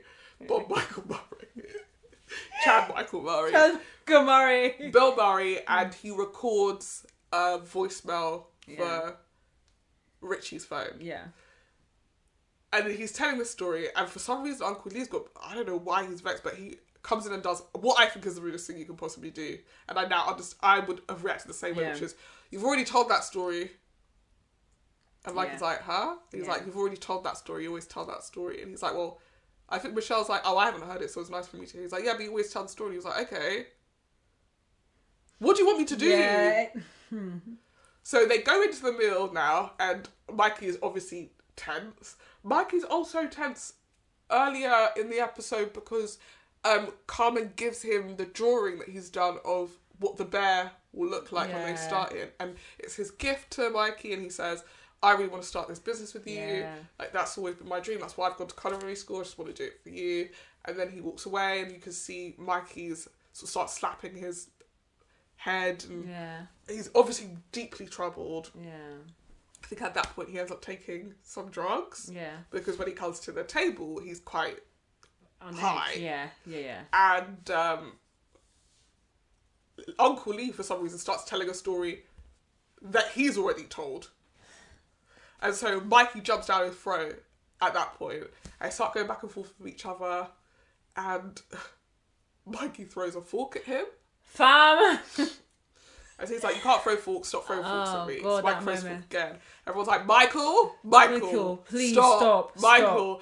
And it just becomes like everybody having to be witness to this war between Uncle Lee and Michael. And nobody, what I thought was so weird is, no one told Uncle Lee to stop. Yeah, it was because all he was Michael. also goading him as well. Yeah, it was Mikey. Like, you need to stop. And it made me think that it's not the first time this has happened. And secondly, it made me think that Mikey has usually been the scapegoat or the root behind some of these issues. We don't know, but for them to go to Mikey first and not the uncle who's older, who's saying, throw it at me then. Yeah, he's the one who's taunting him. And also, he says this thing which I've watched the episode. Well, I've watched that bit twice now. I came out of it and I was like, oh, I think I would have to leave that dinner table, or we're scrapping. Yeah. He says, you're nothing. Yeah. Over and over and over. We're at the Christmas table. Yeah. First of all, no one in my family could talk to someone else in my family like that. It's so disrespectful. Yeah. Second of all, you're not doing that at Christmas. Third of all, we're not going to sit here and let you talk to him like that. Like, you can't do that. Yeah. And everyone stays quiet. They don't say anything. Everyone stays quiet. And I thought that was so weird. Yeah. It was like, either they're afraid of him, because Uncle Lee, is that supposed to be Donna's husband? No. Okay. That was a relationship that I wasn't too sure about. So, I feel like Uncle Jimmy tells a story in season 1 about how he and Lee and their dad had a business venture together. Mm. And then their dad ended up going off with the money. Yeah. And now Lee doesn't talk to the dad. Okay. So. And so it feels like they just sort of hang around Donna. But not. But like both Jimmy and Lee are quite flirty with her as well. I was like, this is weird as hell. I wasn't sure. Like, I was like, who's... Not going after my wife, I'm not in the scene. Like, please, there's other women in the world. But yeah, basically, Mikey keeps throwing forks, or threatening to throw forks, or trying to throw forks, and everyone is trying to get him to not throw the forks. And then Carmen goes to get Donna because we're hungry, and also things are getting escalating quickly. If you come in, we can eat. Maybe he doesn't throw the fork. Goes to get his mum, and she's like, I'm not happy. And he's like, why are you not happy? And she's like, I make everything beautiful for you guys, but nobody makes things beautiful for me. And I was just like, oh, she sucks so much. There was, the drama at the dinner table was triggering for me.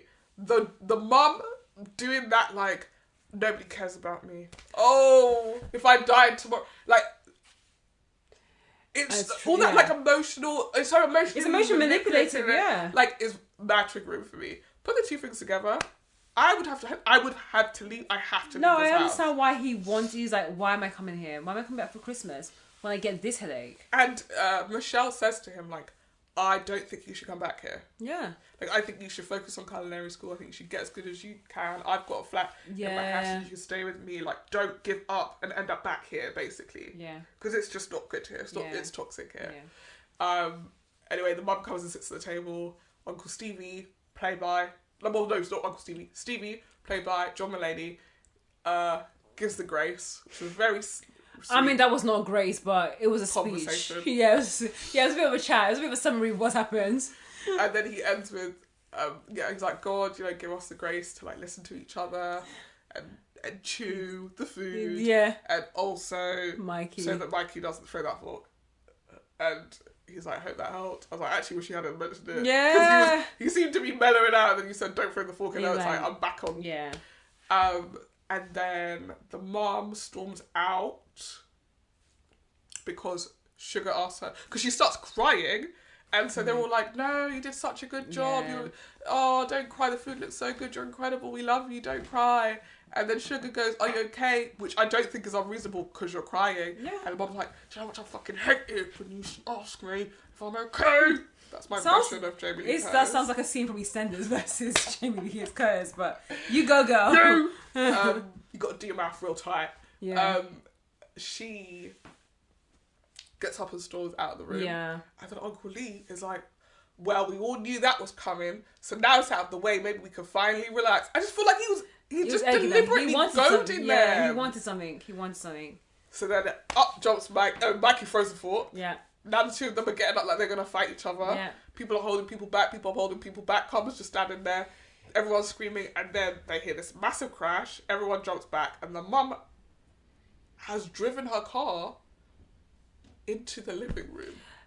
To me, when that happened, I was like, what kind of nonsense is happening right now?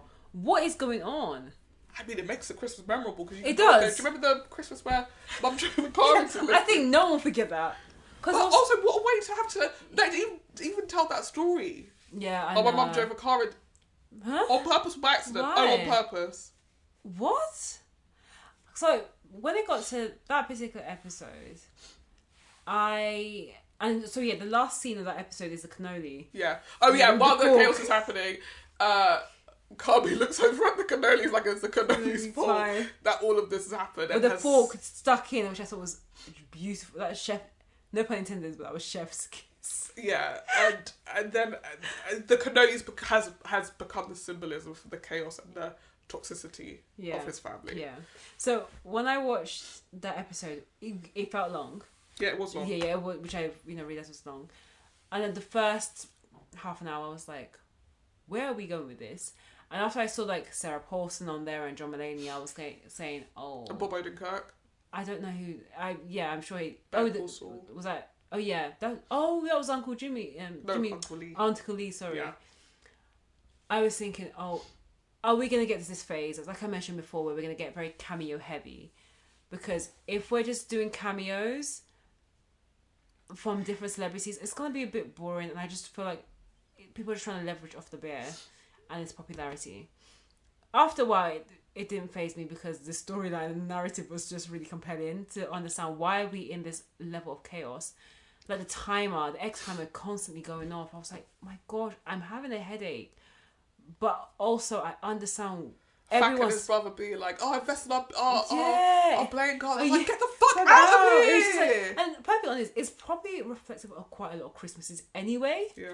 But it was just so much happening in such a short period of time, which is exactly like that episode, the last episode of series 1, which had, as we talked about, one of the best scenes. So I understand why this was there, but I also understand how pivotal this episode was, because it creates so much explanation for the latter part of the season where you understand why Sugar wants to invite the mom, Donna, to come to the restaurant, and how Carmi was really reluctant.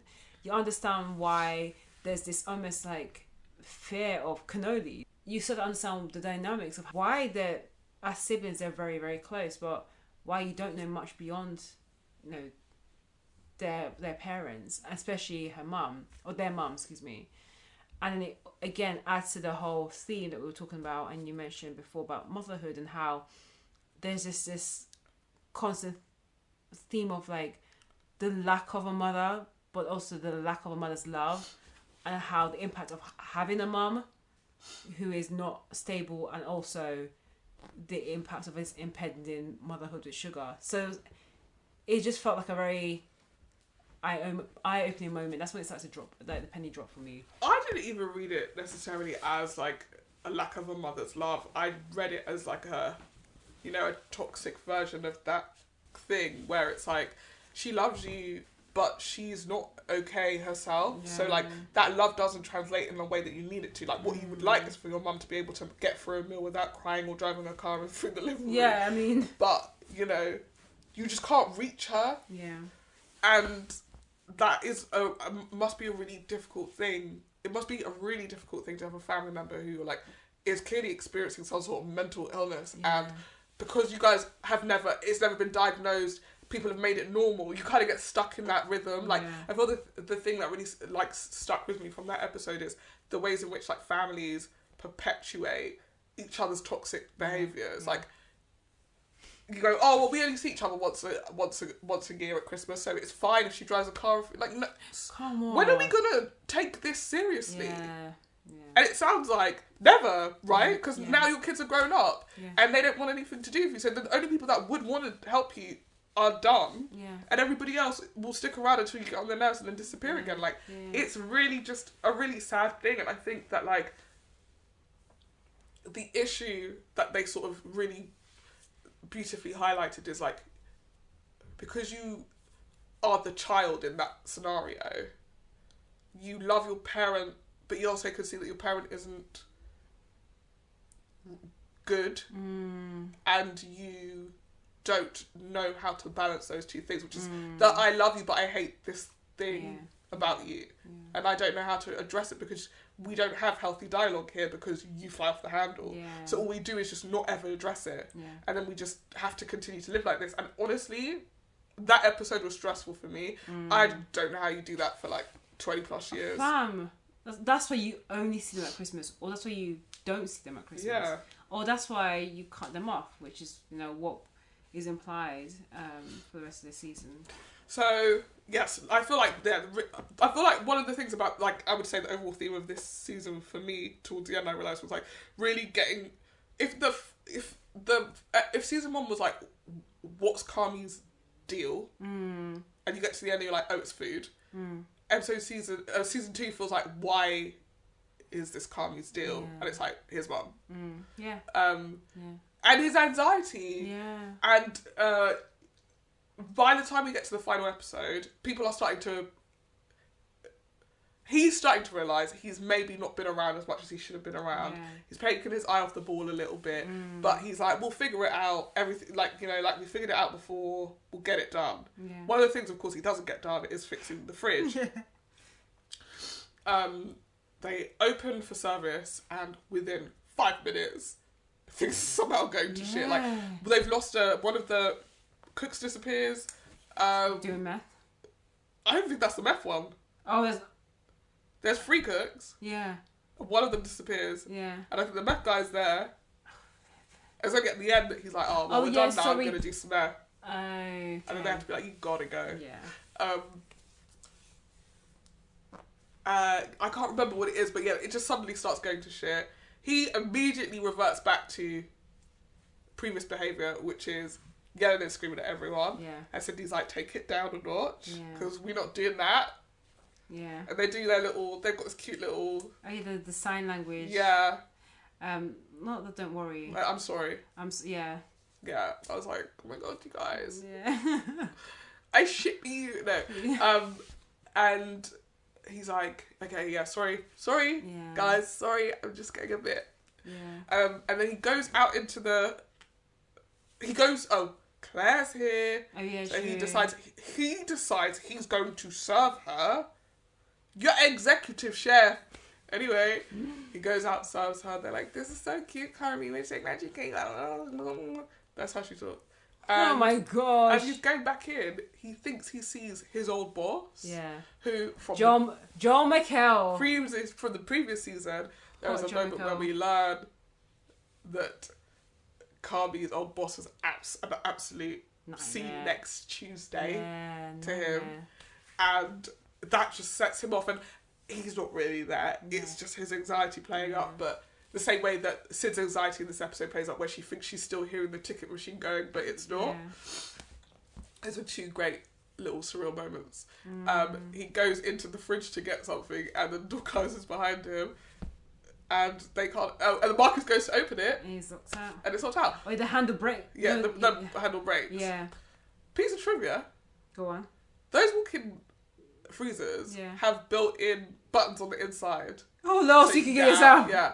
So I don't know if they had a button the whole time. No, because I feel like the engineer would be like, just press the button. Yeah, exactly. Yeah, but they've clearly done a bit of poetic license there to be like, I think you kind of have to, because it's like, oh, the fridge is too old. Like, it's the brand new one. It's from 1950. So yeah, basically. That's but really interesting. I read that and I thought that was really funny. Yeah. But they were just like, anyway, no one will know. It's like people who work in kitchens are gonna be like, yeah, you can't get locked in a walk-in freeze. But I do also think it's like you need that to happen for the moments it's gonna happen next. Yeah, so Kami is in the fridge and they can't get him out. Yeah. And everything's going to shit. And he's inside banging on the door saying, get me out. Don't know what he thinks that they're going to do. What are we going to do? We already tried to open the door and we can't. It's not working. So what else are we supposed to do? Phone the fridge guy. I'm assuming they do phone the fridge guy. And Sid starts to lose her head a bit. And in comes Rich and he goes, what do we need to do? Yeah. They're like, come into the fridge. Everybody's freaking out. And he's like, we need to get this shit back on track. So they get the shit back on track. So he misses the whole service. He's in the fridge just being miserable, remembering everything that's ever happened to him that's bad. Like, he's going through it. He's having a panic attack in there. Like, he's going through it. Tina comes to the door to speak to him. And then she's like, oh, we did it. Like, we figured it. Like, we've done it. Yeah, we've done it. Don't worry. Like, it all came together. Like, you set this up. Everything went well. And he's like, Tina, I'm so sorry. I fucked up. Like, I took my eye off the ball. I shouldn't have done that. I was stupid thinking that I could have a girlfriend. Like, that's a waste of my time. But it's not Tina anymore. It's Claire. Who's found out that he's in the fridge and obviously was like, I must go to my prince. And then it's just like, hi, Kami. I'm sad. I'm sorry you feel that way. And then he's like, no, Claire, please, no, Claire. But she leaves in suitably dramatic rom-com fashion. I mean, to be honest, it's like, it's not like he wouldn't have had to break up with her because Jimmy had already told him that for you to be successful in this business, you have to have no distractions. Therefore, you need to break up. So it would have inevitably had to happen. But no, anyway. it doesn't. Chefs have partners all the time. What are you talking about? That is inevitable. People have partners and have jobs. And in the world of the bear, I think I never support that the girlfriend would have had to go. Unless the girlfriend was. I think the issue is that Kami. And that's still a distraction. Kami's issue is that I think it was self-sabotage. Oh yeah, 100%. Right? So it's not that Claire was the issue or having a girlfriend was the issue. Is I am going to use this as an excuse to not prep properly so that it can flop and I can say, listen, nothing good ever happens to me. I'm just a flop. Yeah. Because I think it's more daunting to him to be a winner. Yeah. Right? Because like he said, there's a great bit where Sid's like, it would be great if we could get a Michelin star. And he's like, don't need a Michelin star. It's whatever. She's like, yeah, but you can say that as a person who has a Michelin star.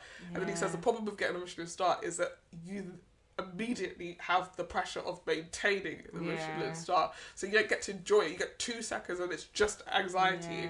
And I think that sums up the way that he sees the world, which is that like, the more success we get, the more we have to maintain that success. This is too much pressure. It's better if we just flop. Yeah.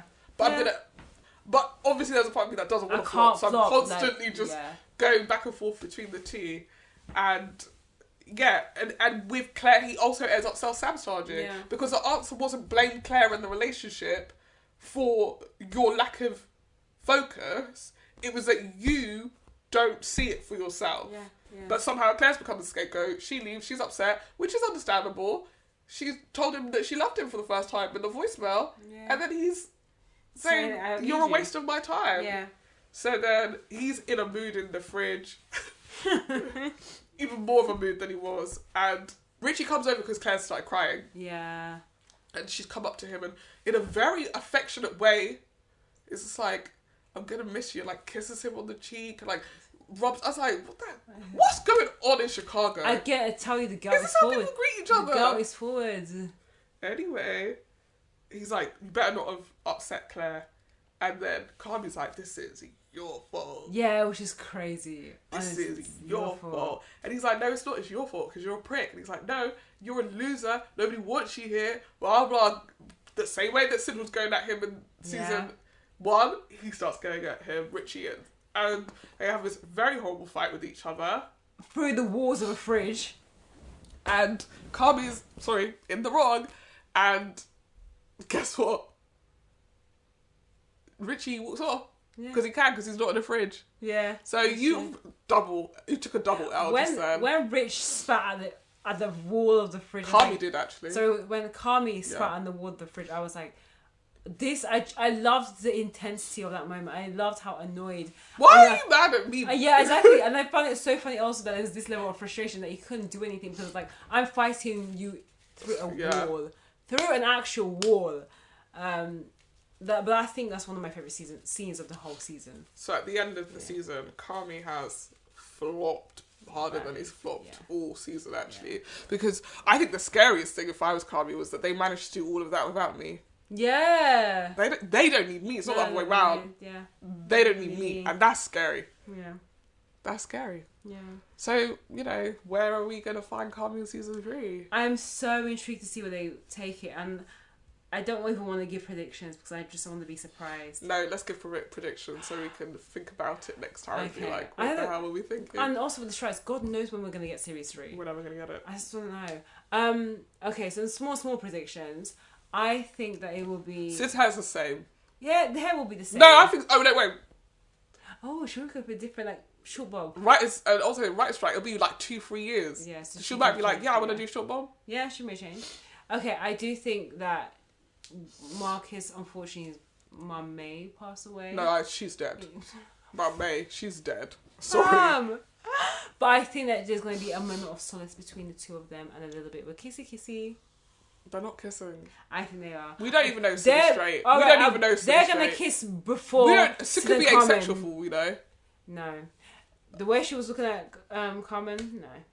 They have a connection on a spiritual level. Food level. Yeah, exactly. But that's why I'm thinking... It's like when you meet someone who gets what you do and the same way that and loves it the way that you love it. Yeah. That's like a very special connection. Yeah, but not romantic. But I do think that there's more of a romantic... sometimes it's just colleagues. Yeah, I agree. And I think there'll be a romantic link between Carmen and... between Sid and Marcus before anything happens between Carmen and Sid. I think Sid is gone in season 2. She started her own restaurant. Oh my god! Season 3, sorry. Oh, that's a big... I think what does she need Carmen for now? She did it. She doesn't need Carmen, but I do think that Carmen's going to need her a lot. And that way... progress the relationship into... creating a new romantic scenario. It's going to progress the relationship into season 4 when they finally get together. And then by season 4, they will wrap up the show.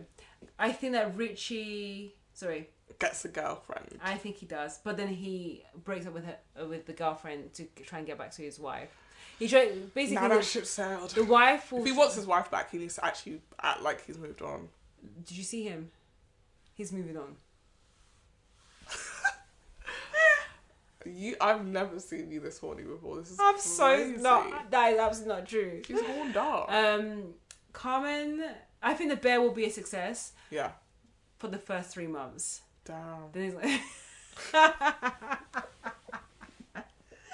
So they'll make part of the money back for Jimmy, but then it's gonna get a bit dire, and that's when they're gonna force them to do crazy things to try and like make some money to stay afloat. But I think they're gonna really struggle. No, because then isn't that just a repetition of season 1? Because that's the position they're in season 1, right? Well, they're gonna have some conflict with that restaurant. I don't think it's gonna be all high. That's what I said. Sid doesn't work there anymore. She's actually opened a rival restaurant. I think that's gonna happen at the end of the season, where she's like, "I'm fed up with you." I feel like he's gonna continue doing this nonsense because he's gonna spend half his time.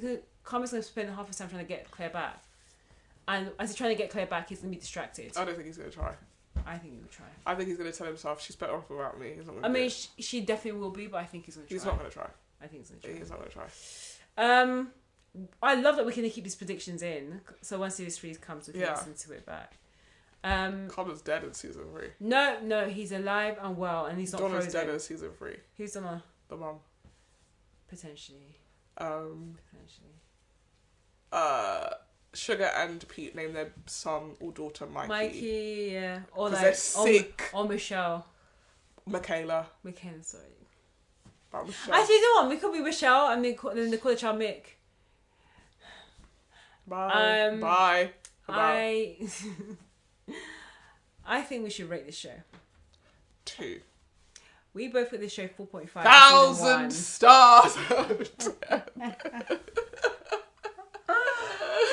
Stupid. We gave it 4.5. We gave it 4.5. This is the best thing I've watched all year again. Likewise. So honestly, I'm gonna We watched a lot of trash this year, actually, now that I'm thinking about It's it. hard. I was going to give it 4.8, but I know you don't like the No. middle. It was incredible. 5. It was honestly incredible. Yeah, it's the It best was thing I've seen all year. It's outdid itself from series 1. It was funny. It was smart. The guys were hot. Honestly, Apparently. my eyes were turned. My head was turned. And my eyes were too. Her eyes rolled back into her head. And She the was so horny. the writing is incredible. The writing, direction, the fact that it still feels so authentic, and I want them to come in with the cameos. I want more Chicago. No, I don't. Bring more people from Chicago. Did you know they were going to cast Michelle Pfeiffer instead of Jamie Lee Curtis? Interesting. I think she would make a good their mum. Actually, when I was watching that episode, I said Jamie Lee could be back on the award circuit because she may be getting some awards for that scene. I thought that. Because she got not this year. She did it because the noms have already been. I mean, sorry, for next year. When waiting the noms for the, I think a lot of people are going to get nominated for this show. Definitely Carmi again. Definitely Jamie Lee Curtis. I think there was some great stand-up performances from everyone. They should be all really proud. What's your favourite line of this season? I think it's the Killing My Enemies one. Yeah. Yeah. That's Funeral. Funeral for My Even know Enemies. the line. Damn. Yeah, but the thing, I'm not like a line person. I'm a moment person. I'm all about the moments. What's your favourite moment? Oh, that's so hard. Carmi and Sid fixing the table.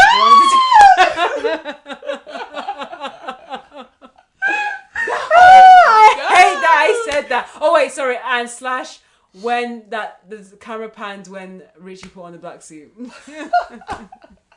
You're a sicko. I hate that. I like that. Sicko. I was gonna say that the prayer was annoying. I was gonna say the prayer and the Christmas one. No, I liked it. It was cute. No, but I just love the way that the show is written, and I just love how they bring everything together, and I love how complete you feel. You don't feel like you're doing cryptic nonsense. What was yours? What was your favorite line, favorite moment, favorite? Well, you stole favorite mine. cameo? Sorry, what was it? The funeral one. Yeah. Yeah, but it was It was too good. My favourite moment was when. Ooh, one of my favourite moments. I'm gonna pick a different favourite moment to you. Yeah. Was when Sid and her dad are in the diner and they get the cake and they put the candle out and they hold hands to blow it out for her mum's birthday. That was actually a really nice moment. That was a sweet moment. And then my favourite cameo. Oh, it's so difficult. I didn't even answer that question. My favourite cameo is between Will Poulter and Sarah Paulson, actually. Really? Yeah, I just feel like Olivia Colman is Olivia Colman. I was going to say my favourite one, I think, was Olivia Colman because it was so... Surprised. Yeah. I knew that she was in it, but I didn't know where she was going to come up. Oh, really? I didn't know she was going to be Olivia Colman, I feel like it's always Olivia. Like, I can't, like, when I watch her and stuff, I'm just like, it's Olivia Colman. Yeah, it's true. I can't say Paul, that guy, because to me, I was like, this guy's not acting. Yeah, but I know who he is, and I also knew he was going to be in it, so I really liked it. I actually think he fit really seamlessly into the world. I'm going to say he is my favourite cameo because Sarah Paulson and John Mulaney, like, when you first saw them, it's kind of jarring. Yeah. I think Will was the only person who, when I first saw him, like, wasn't jarring. Yeah. I agree. I get to that point. He definitely wasn't, because I didn't know who he was, so... Yeah, we know. Yeah, we keep saying. Yeah. Who's your favourite cameo? I said Olivia Colman. Yeah, Olivia Colman. Who's your favourite character development? Is my last question. This is a difficult one. Because, like, put my boring story hat on. Yeah. Richie's development is real quick. Yeah, it's true. But it's the most satisfying. Yeah, I agree. Sid's... We learn more about her, but I don't know if she develops as a character necessarily. Because she is actually quite anxious the whole way through. Yeah. And what you really wanted her to say under the table was, listen, if you're going to tune in or not tune in, I'm going to do this without you. Yeah. I think that's for series 3. Well, that's why I kind of wish she was in this series. Because it's like, okay, so what was her journey this season? I think they were setting it up for season 3. No, but what is her journey this season then? Her figuring out that she can do this. like the fear jumping off the broom of the fear of failure. Okay. That's what I feel like, because yeah, and also knowing that this is her last shot, and that's why she's putting everything and her whole all into this, because she knows that she's tried it before, it's failed, and she doesn't want to do it again. I think it's between Richie and Carmen. Yeah, I think seeing that side of Carmen was quite. If he kisses her, can you just break your arms down? No, because she's not the blonde true love. That's why they didn't show the kiss. When it's time to kiss, we will see. Yeah. I think my favourite character development was Richie. I was gonna say Marcus. But he's always that Marcus. He's been that Marcus. He's been that Marcus, but I think maybe it's because I liked the back. Actually, he didn't have like that much of a backstory. No, he didn't. Do you know what? Richie's my favourite. We know. God, we know. Alright, this has been a long one. Yeah. But it's been well worth it. It's giving us meat, it's giving us beef, and wrapping us full circle is giving us some eggs. Good eggs and bad eggs. No, mainly good eggs. Yeah, but everyone's a good egg. Everyone's actually a good egg. Apart from Claire. Oh, no, come on, Sid. Claire's fine. Claire's fine. But girls, you need to learn from Claire. Like, don't be that forward. Oh, don't start your grandmaster. You could end up locked in the freezer. Your man could be locked in the freezer. Your man could be locked in the freezer and chat shit about you if you're not lucky. Exactly. Okay. But yeah, so what we do next week? We said it before. The ultimatum. It's going to be a fun one. Take your brains off for this one. You're not going to need it. I'm actually very excited and very worried to watch it. A palate cleanser in the worst possible way. Exactly. But anyway, this has been Scripts and Giggles with Shoshana. And like a really bunged up Marnie, I'm really sorry that you've had to listen to me. Probably sound really nasal. I'm going to listen to this back and be like, actually you sounding great. I don't know why you apologise. I think you sound fine. Well, I'll find out. We'll see. Thanks, guys. Bye. Bye.